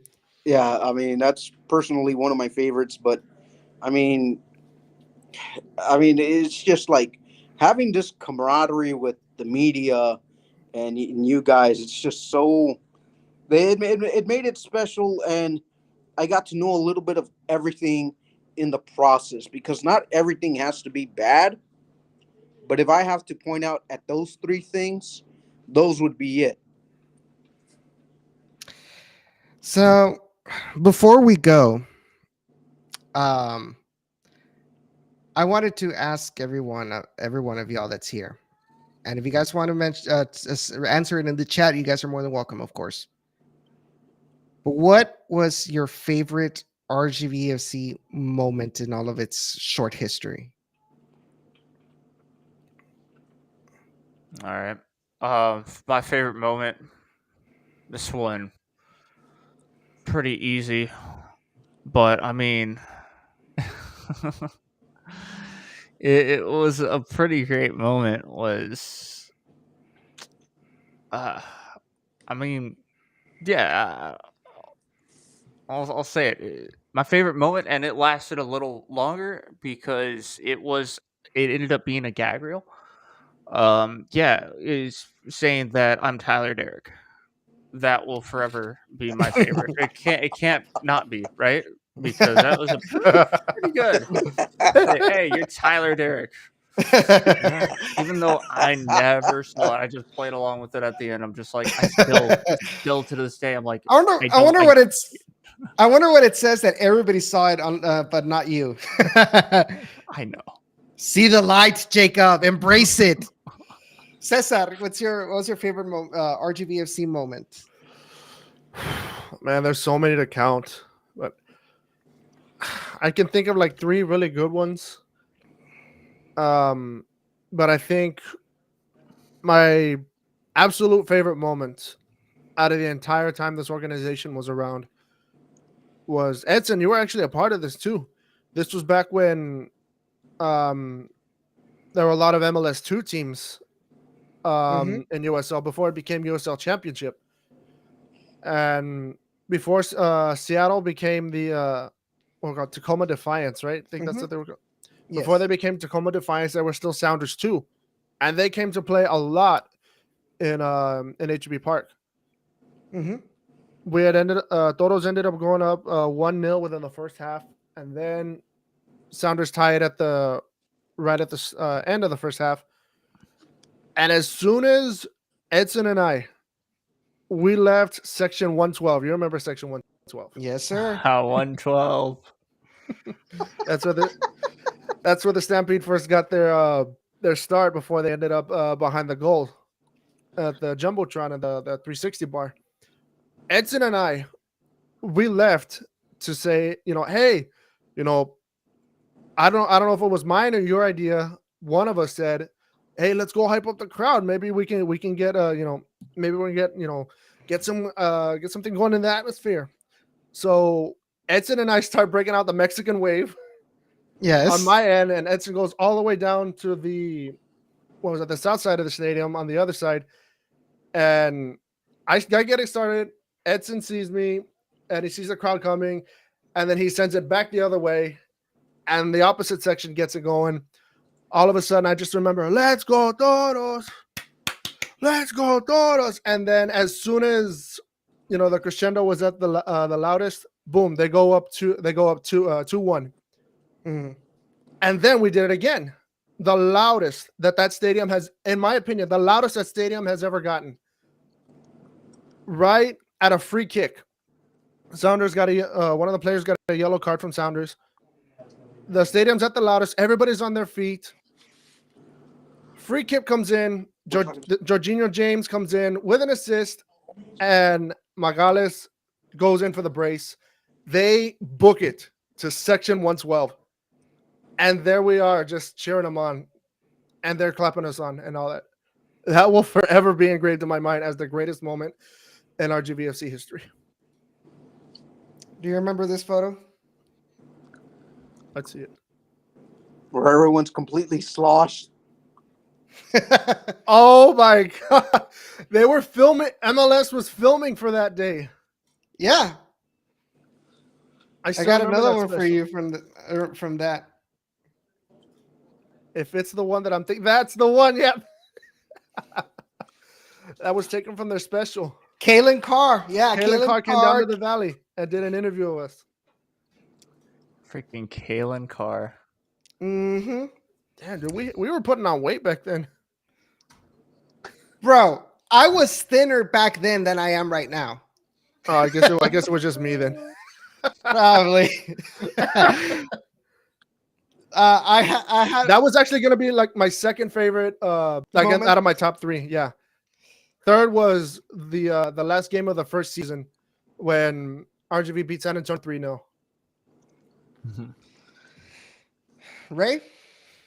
For me, I want to say it was during Jerson's first year, and all of you guys from the Stampede decided to spread around the entire stadium, and the team was going through a 7-game rut, and all of you guys the Stampede spread itself out, and you guys started doing mimicking like the skull chant, but not necessarily the skull.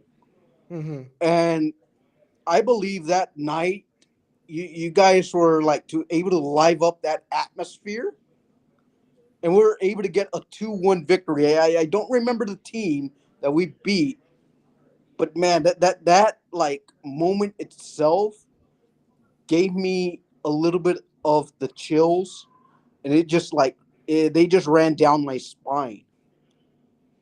And when we asked Jerson about that moment, he goes, that was completely awesome.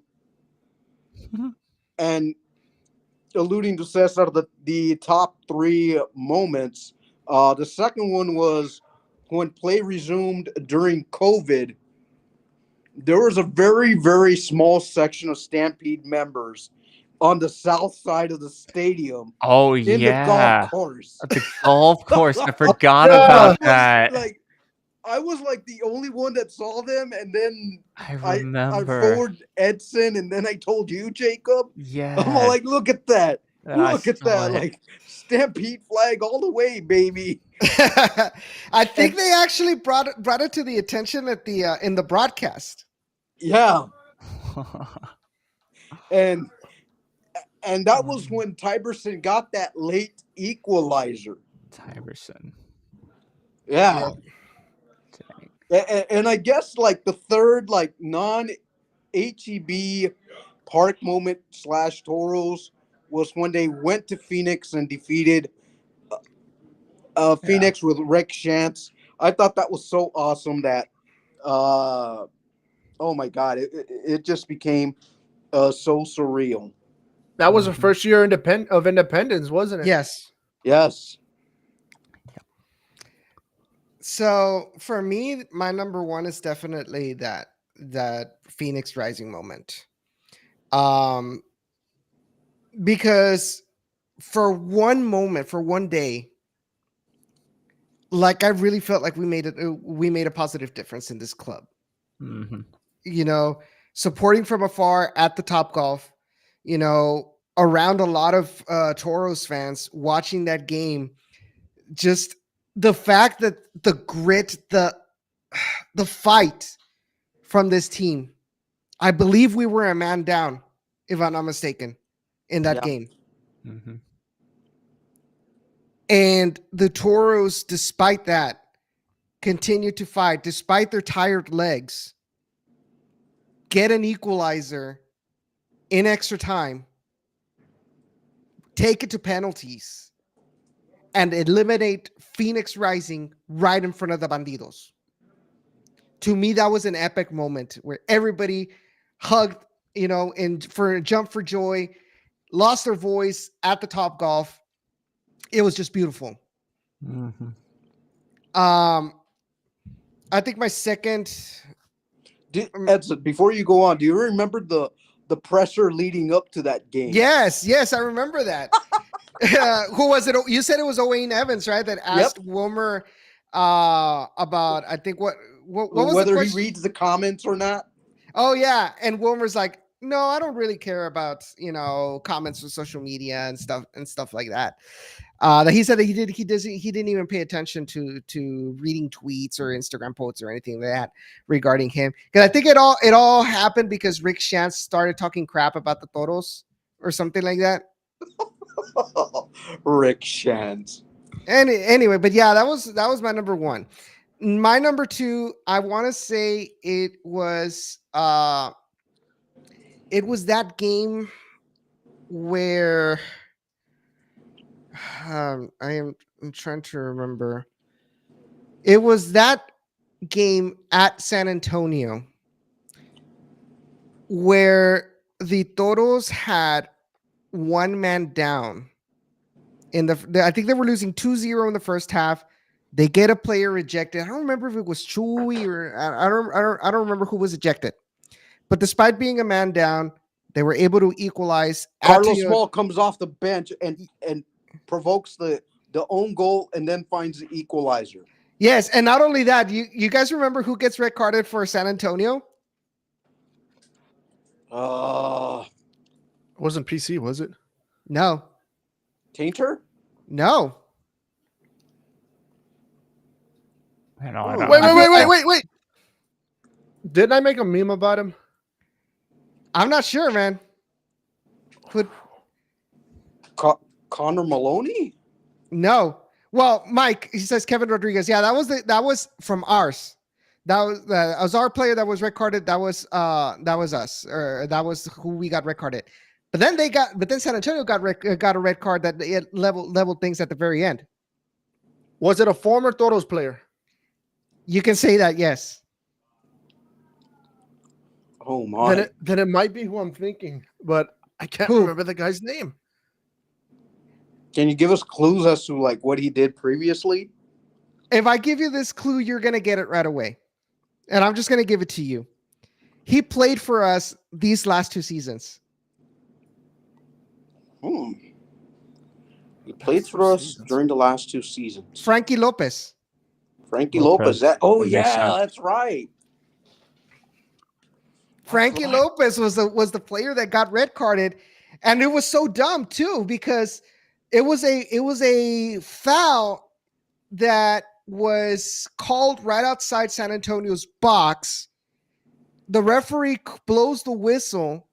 Everybody thinks that the foul was called in favor of the Toros, and so Frank Lopez goes and yells at the ref.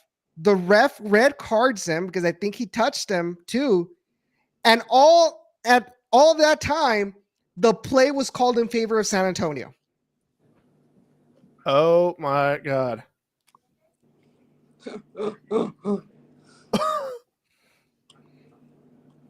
Didn't we say that Frank Lopez was a bit of a hothead? At the Yes. Toros? And a bit of a liability? Yes. Then it was who I was thinking of. Oh my God. I just could not remember his name. But yeah. Abraham says typical Frank Lopez. So, and then my third moment, even though the score was negative, but that playoff game against OKC Energy, I think was my favorite moment. Oh man. Because it First season, sealed Why? because it sealed the deal that I was going to continue to go above and beyond for the Toros. Mhm. Despite us losing that match. Yeah. That sealed the deal. Like, no, this team is like, I'm going to give it my all. Because at that time I had La Carga Naranja. This was before I moved to Houston. So down in the Valley had not been, was not even anything I was in. But at that time I had the, if you guys remember, I had the Twitter account La Carga Naranja. Yeah, I remember that. Yeah, that's how you found out about me, Ray. Yes. And so my plan was just, I guess, I'll just continue to tweet some stuff. I wasn't going to go into in depth about talking about this stuff, but, seeing the passion that the fans saw, that I saw from the fans that in that game, it's like, man, there is potential for me to continue doing this. Cause at that point I was close to graduating college. So it was like, man, I really need to, I'm just doing this because I was bored in class, right? But it's like, man, it's like I'm being honest, right? Mhm. And then it just the other catalyst was obviously meeting Justin and Josh, and Kim giving me the opportunity to take over down in the Valley. That OKC no. game was the first playoff game of the first season, right? Yes. yes. Yep. Oh my and God. And I'll I'll never forget that. there's something that you guys don't know about that that happened after that game. Oh, Oh, yeah. Oh no, I know the story. I know Oh which my story you're talking god. about too. Okay, 'Cause you so had a car. It's no longer. don't spoil it, Jacob. So that day, I woke up with I don't know if I slept wrong or anything like that, but my neck was paining me all day. I was at work working at HEB at that time. I worked 11 to 7, and my neck was giving me so much pain. Right. So I go to the game, and obviously, with the adrenaline flowing of in the match, you would never think that I was going through that pain. So the game ends. My parents, I think it was my mom and my sister, were there. They went to the game as well. So after the game, we're like, hey, we're kind of hungry. Let's go get something to eat. And we're like, okay. My sister wanted Dairy Queen. So the plan was to go to the Dairy Queen that's on Sherry Road, right behind the HEB. So we both came in different cars. Obviously, since I came straight from work, I had my Mustang at that time, and my mom and my sister came in their own car. So as we're driving, we're on Sherry Road. We're about to, we were right in front of Dairy Queen. The pain was unbearable. That I made the mistake of paying more attention to the pain than the road ahead of me. Oh no. I crashed my Mustang on my mom's car at the stoplight right in front of Dairy Queen. Oh, ow. As if that night wasn't bad enough. Yep. Every time was the- I hear that story, for the it doesn't get any tragedia. easier. La tragedia. Honestly, yeah. Honestly. Oh my God. I was in shock. My sister was the one that was bawling her eyes out and threw herself to the floor because she was like, oh my God, Regina. That's what I called my Mustang at that time. Like Regina, like look what you did to Regina. I'm like, and I was just like, oh my God, like did this just happen? And it's like I was just glad that, in a sense, that I crashed into my mom's car, so it stayed internal, and I didn't crash into some other some other person. You know, Yeah. it would have been hell. You know. Alonso's Cantu car. Oh my God, Jesus Christ. Dude, if that would have happened, I would have been unsurable for the rest of my life. I call the insurance company. Yeah, I'd like to fill out a claim. I kind of crashed into a car. What you hit? Lamborghini. You hit a what? Click.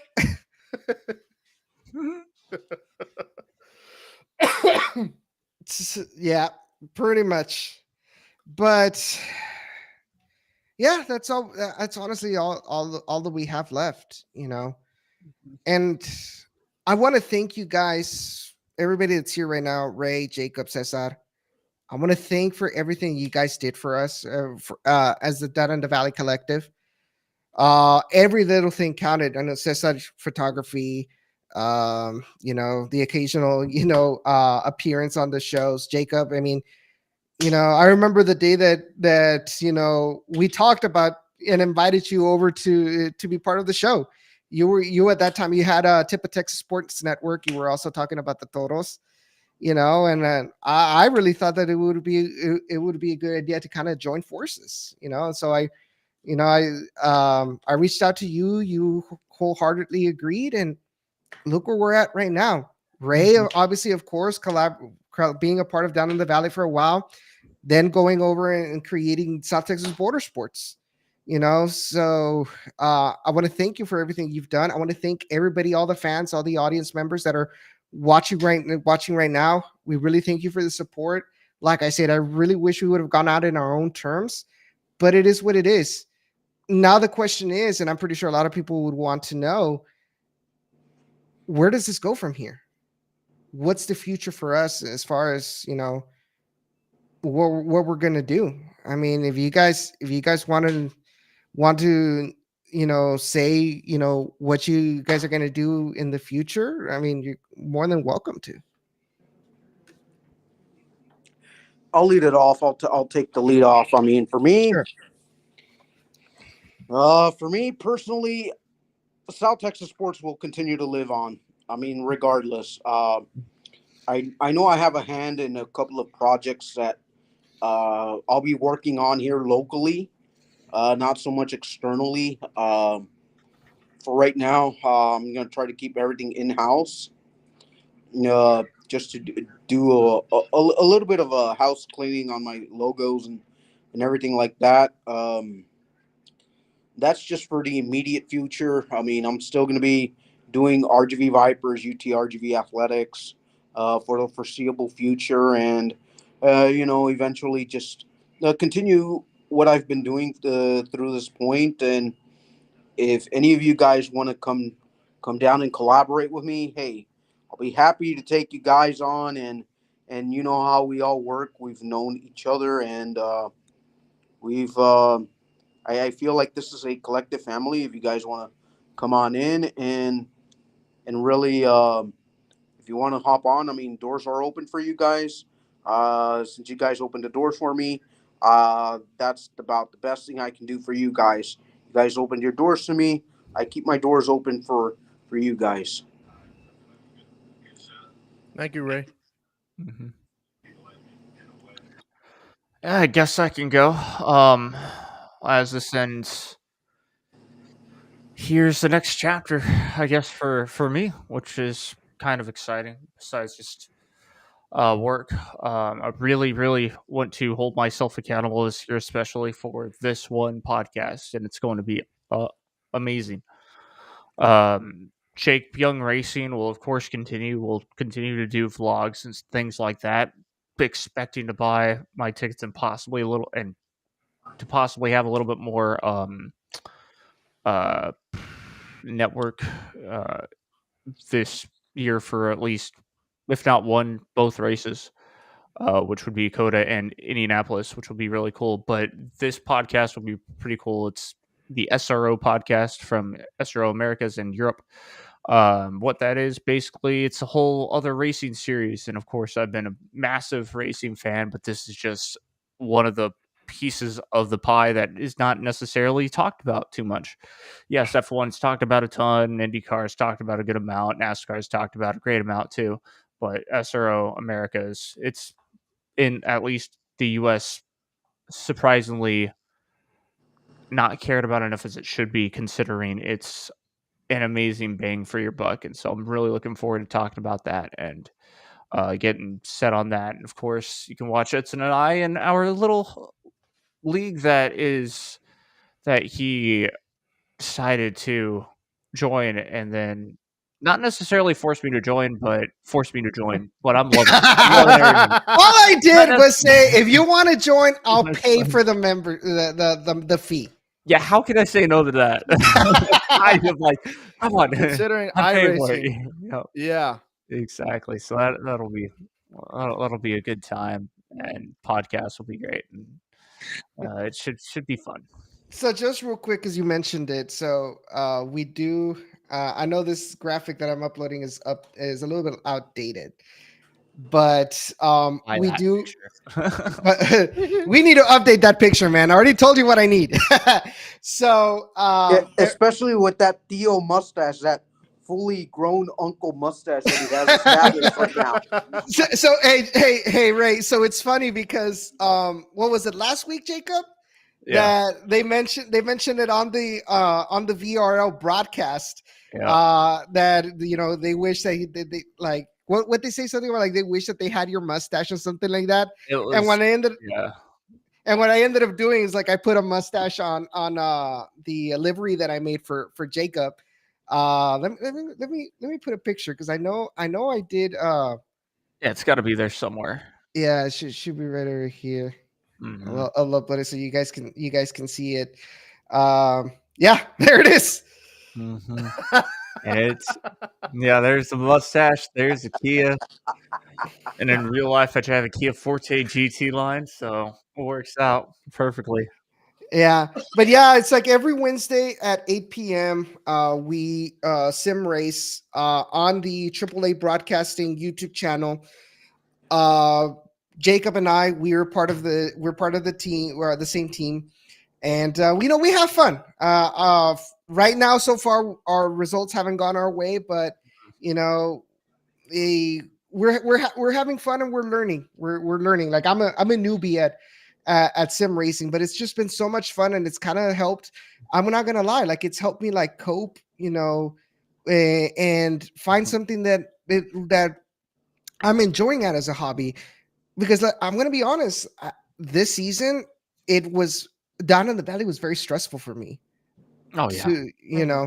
And I wasn't enjoying it as much anymore. That's why there was a lot of weeks where I didn't have a show. I just wasn't feeling 100% mentally fit to go on camera and talk about this team without going on a rant. And the week that I did, I almost got in trouble for it. So it is what it is. So if you guys have any opportunity, we will be posting our links on social media. So you guys go in the chat and throw some support at us. They do mention the comments on air. So it's awesome to see, Harry and Ray, Mizraim as well, on the chat, throwing support towards Jacob and I. So we might not see it during the race, but after the race, when we go back and watch the broadcast, we see it, and we really, really appreciate it. Cesar. Well, the times that I could come on, it was great and everything, but I think as far as what I'm going to be doing is similar to what Jacob and Edson are doing. Hopefully I can join them in the series that they're racing, but I recently got seriously invested in the sim racing. I mean, my Instagram was purely golf. I mean, I'm not giving that up. No, that's become more of a an outdoor pastime, if you could say. Yeah. But seeing as we're not in the best of golfing conditions right now, I mean, it's the valley. The weather's going to be bipolar no matter what. Yeah. I'll get ready for Monday. Oh yeah. By the way, guys, now that you mention it, be careful. Take any steps necessary to protect your pets, to protect your plants. It is going to be a doozy on Monday. Yeah. Probably not as bad as the great freeze of 21. Oh no, not as bad as that at all. And I hope we never had that. I hope we never have that. Knowing whether we'll be a bit more, seasoned, I guess you could say. We'll be a bit better for that one. Yeah. But I've recently got seriously invested into sim racing. I mean, the first competition that I actually was a part of was from the manufacturer that I went with as my sim racing pro, which was Moser Racing. And when I mean seriously invested, I mean seriously invested. Okay, this isn't even my entire wheel collection. Okay, this guy just comes to our show and starts flexing on us. Here I am with a freaking Logitech wheel and pedals. You with the Logitech wheel, with me with Fanatec, which is okay, and then I got this nice steering wheel. Works for Rallycross as well. You know what's so incredible, guys, is that Caesar doesn't have his baggage to go along with it. No, not no more. I'm sorry, Caesar. I had to get that one in before we come to a full closure, buddy. But we all know that inside joke, and Jacob and his little cringe laughter, saying, "Ha, you're caught, ha." No. Yeah. Yeah. Ever since I got on Farmers Only. Oh my God! No! That was my first ever game in the booth with y'all. TV is on ESPN. Farmers Only having a big old ad campaign. Y'all are writing your stories, putting up your stuff, and we're just. I'm editing the photos. Yeah, the jingle exactly. comes on. You don't have to be lonely. And what does everybody do? At FarmersOnly.com. Not sponsored. Everyone cracked up laughing, including Edson's sister that happened to be in the room as well. Couldn't have been any funnier. So Bobby, I changed it. I changed my top. I changed my my top moment to that. Yeah, I think that's everyone's night. top moment, dude. Not even that moment, all time for us as a group. And so just so I'll let y'all know that like they mentioned, like that became an inside joke for so long, especially towards me, since I was well, it was mostly me because I was the oldest guy that was still single. Yeah. So I just thought it was funny. So just real quick, Bobby says big love to the Stampede. Shout out to past officers, members, and to the friendships that we made. Until the next time, cheers. Mike says, Jacob, let's do a Jets podcast this year. And then says, Ooh. It's gonna be good. Ooh. I mean, yeah, we'll have to invite Mr. Ray Silva as well because he's got all the stats for us. And we'll see how that goes. I mean, hey, we're part of a group chat, so it works. Yeah. and then Mike also says, puro pinche Stampede, and for one final time, puro toros. Ka.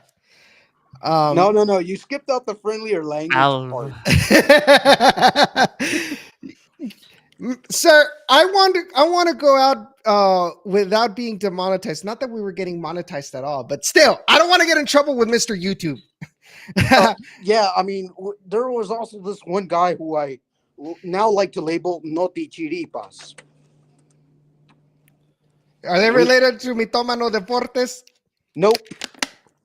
No, I get what you're saying, but let's plus my parents watch the show and I'm 32 years old and I still am going to get reprimanded for using foul language, sir. Somehow, somewhere.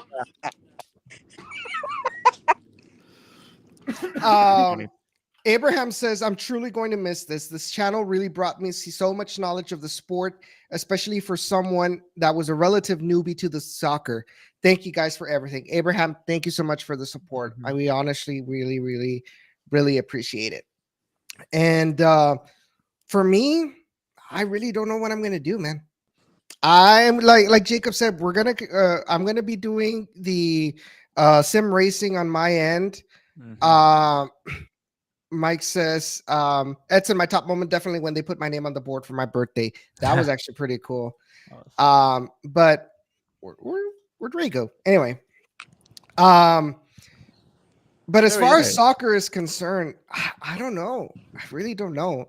Like, I really don't want to abandon the USL Championship because it's a league that I enjoy.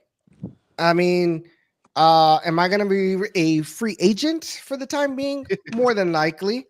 Podcasting is concerned, I mean, I don't know, man. I know Josh reached out to me in regards to, restarting the Peel, but I feel like I may need to take a break from this and kind of like put myself back in, at 100%.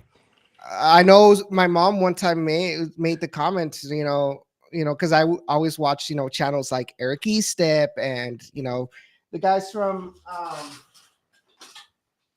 Daily Downforce, Eric Estep, The Iceberg, Black Flags Matter. And she made the comment. She said, hey, you're going to end up being like them, making videos, making content about NASCAR. I'm like, Mom, I'm not going to make the same mistake again. Because sure, it was a very unforgettable experience and I enjoyed it, but it also came at a cost that I wasn't enjoying soccer as a fan like I was before, knowing like all this stuff that a lot of regular fans don't know, and I don't want to make the same mistake with NASCAR to the point where I don't enjoy anything anymore because, I know that, this and this person, they act like, that they get along, but they hated their guts, behind their back, or, stuff like that,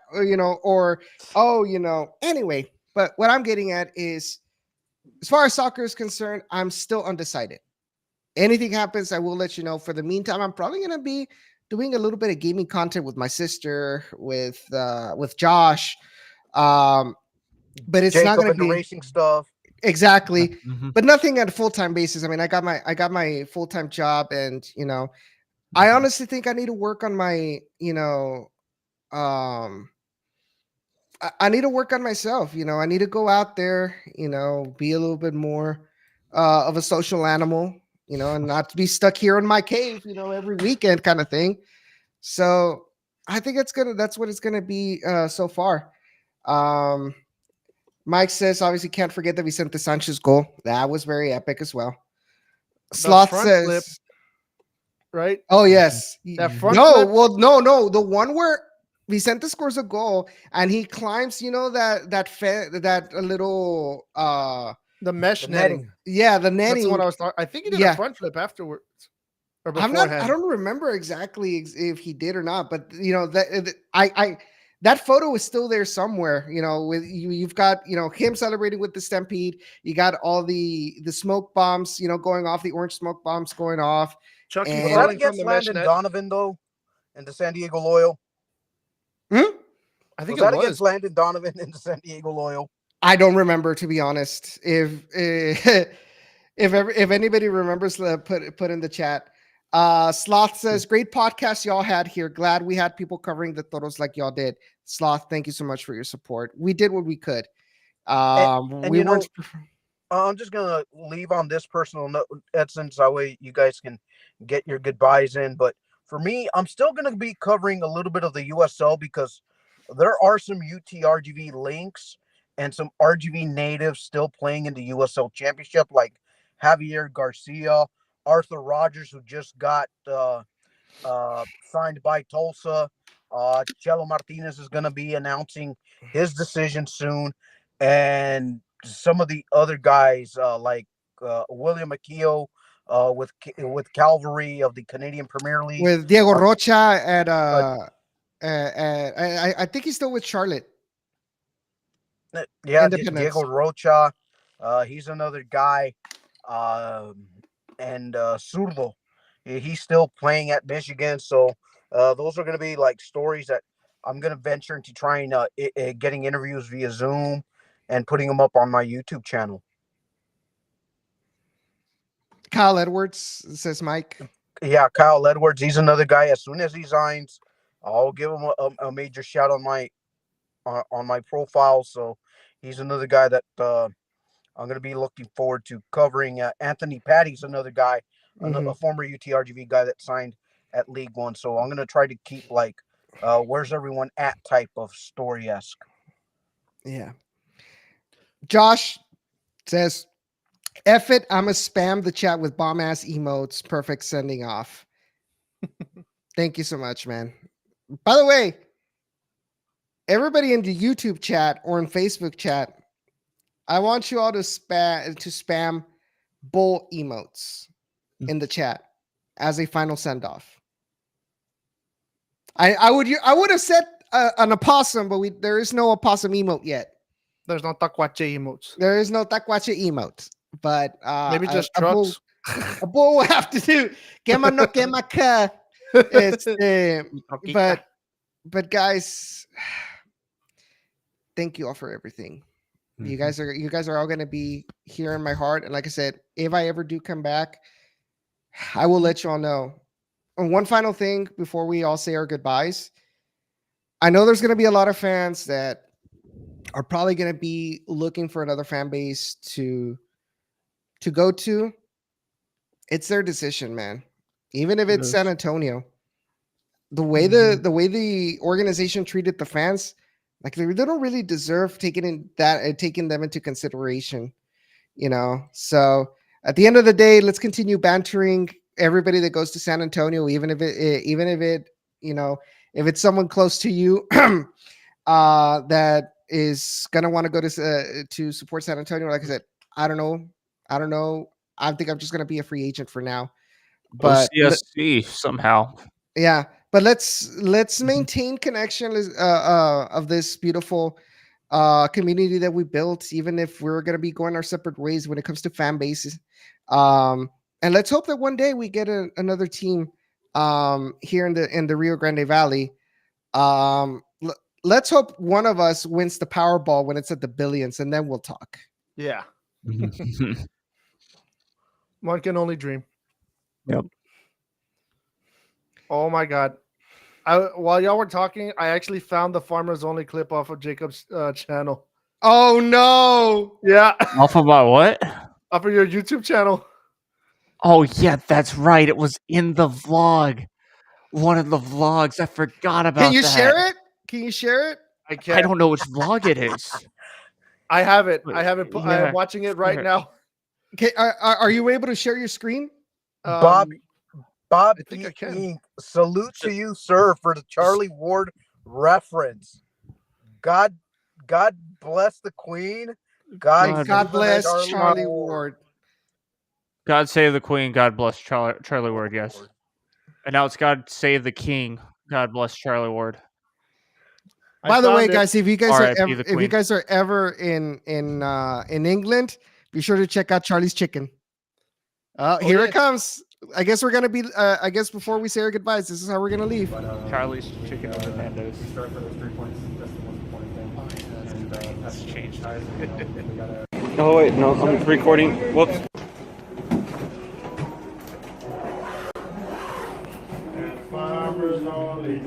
There it is. Well, I'll see you this night tonight, man.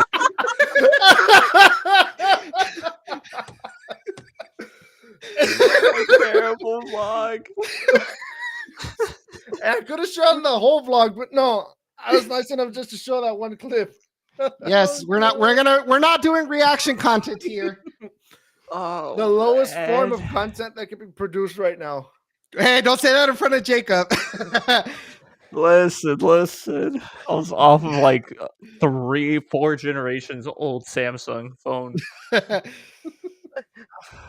No, was yeah, but Óigame, joven, se mamut. Otra vez. Se mamut. dude, good times, man. Mhm. All right, Ooh. I guess it's time to say goodbye. It is. Anybody, whoever wants to take the lead. All right. Do I like end it completely or? Just say, I guess, whatever you want to tell the fans. Well, thank you all for watching. Thank you all for listening forever. This has been amazing. And again, an amazing opportunity that Edson led me to jump on this podcast without, again, I'm starting to realize without Edson, for at least myself, I wouldn't be on Down the Valley, wouldn't be in this racing league, getting a good amount of airtime, shockingly. Getting our hometown said by some announcers. Countless times, I That- may add. Yes. And I mean, just Edson, you've done a lot for myself and even I would say for Ray and for Caesar, Mm-hmm. giving us chances. And yes, you almost blew it up a couple of times, but who doesn't? Who doesn't? I've almost blown RSL up as well. I'll be honest.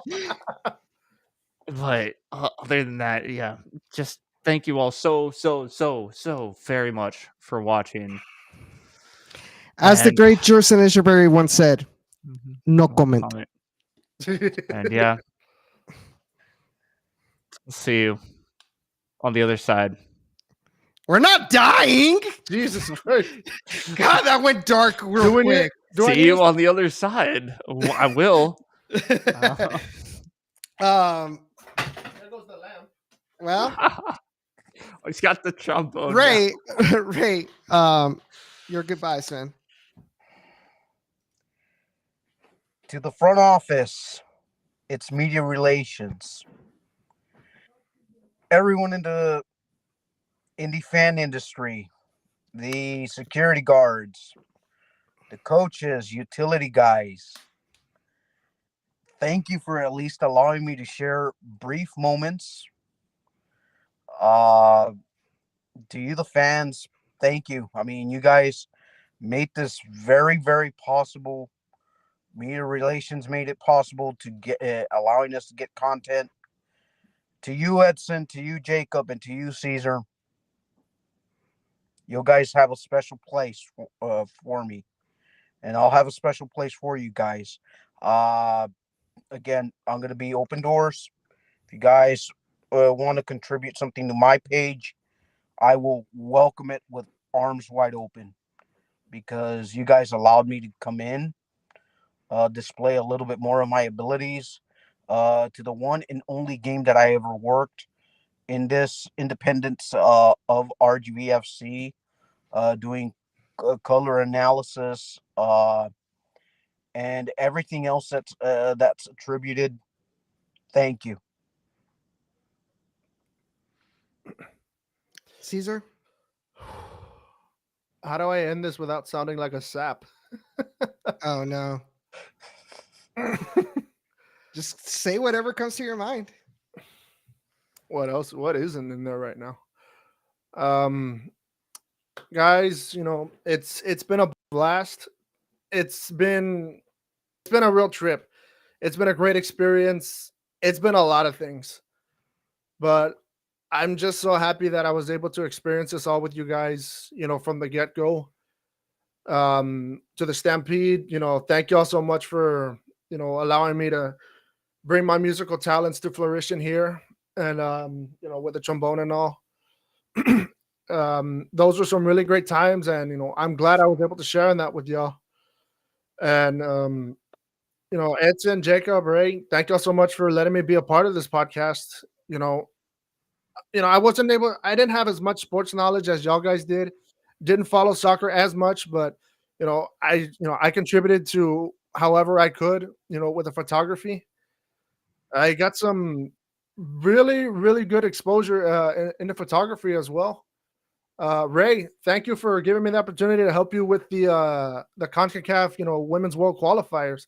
Without you, man, that was an amazing experience. yeah, that was such an. I mean, like if I'm gonna go like top 3 HB Park moments, that's it right there. Mm-hmm. And special thanks to San Antonio FC for just being the greatest thorns in our side for the entire USL season, every single season that we had. Without sports ain't nothing without great rivalries. Yeah. That we love to hate them. And with that, I'm gonna see if I can still remember how to play this damn thing one last time for us, the fans, especially the Stampede. Rose, forever we are Toros. Forever we are Toros. Forever we are Toros.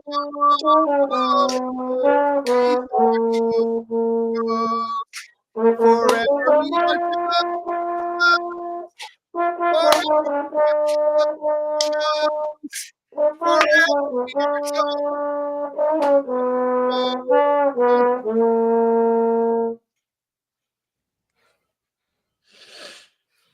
Nice That job, was- Cesar. You made him cry. Come on, pal. If you start crying, I'm gonna cry, and I'll never get. Dang, he's got his. You made him. Nice job. Oh man. I want to thank That is- everybody, everybody that followed us for the last couple of years.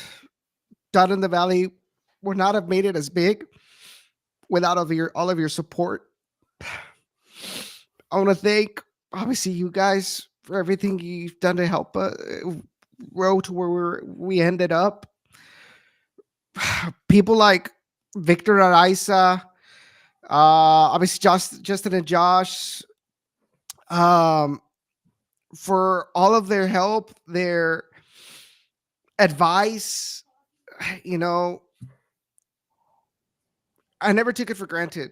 Players, coaches, that took their time, like Jerson taking his time to talk to us, giving us, a feedback that positive or negative, we learn from it. I want to thank Harry as well, despite him being a San Antonio fan, always supporting down in the Valley. Made a lot of friends within the San Antonio community as well. Obviously, Roberto Silva and everybody at the now defunct The Striker Soccer News. It was very wonderful experience. Everybody at the front office, even though I was kind of like a thorn on your behinds, even though a lot of people probably didn't like me or any one of us, for saying what we felt was right.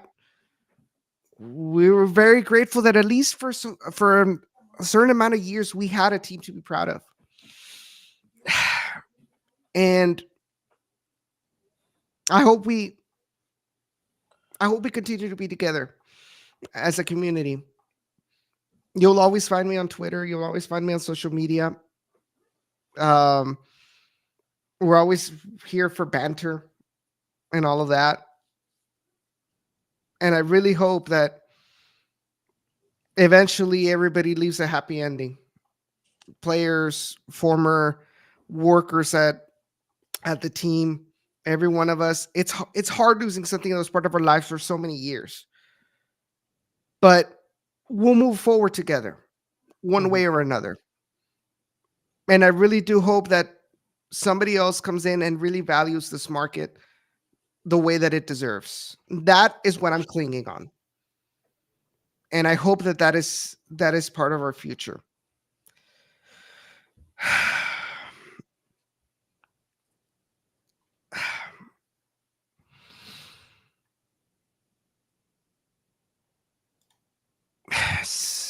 Michael says, we love you. Edson. Another good top moment down in the valley. Love at the Stampede. Toros. And then says, so to Harry, one for one time, buddy. FSAFC. Haha, love you, man. Vamos Toros. That's it for down in the valley. I can't believe I'm saying this. And I really don't want to end this, but we're going to have to end this show eventually. Yeah. And might as well end it in such a great moment, One final chant supporting the Toros. That I was not expecting that, Cesar, and I really thank you for doing that. But guys, You're welcome. that is going to be it for tonight and for the rest of time when it comes to Down in the Valley.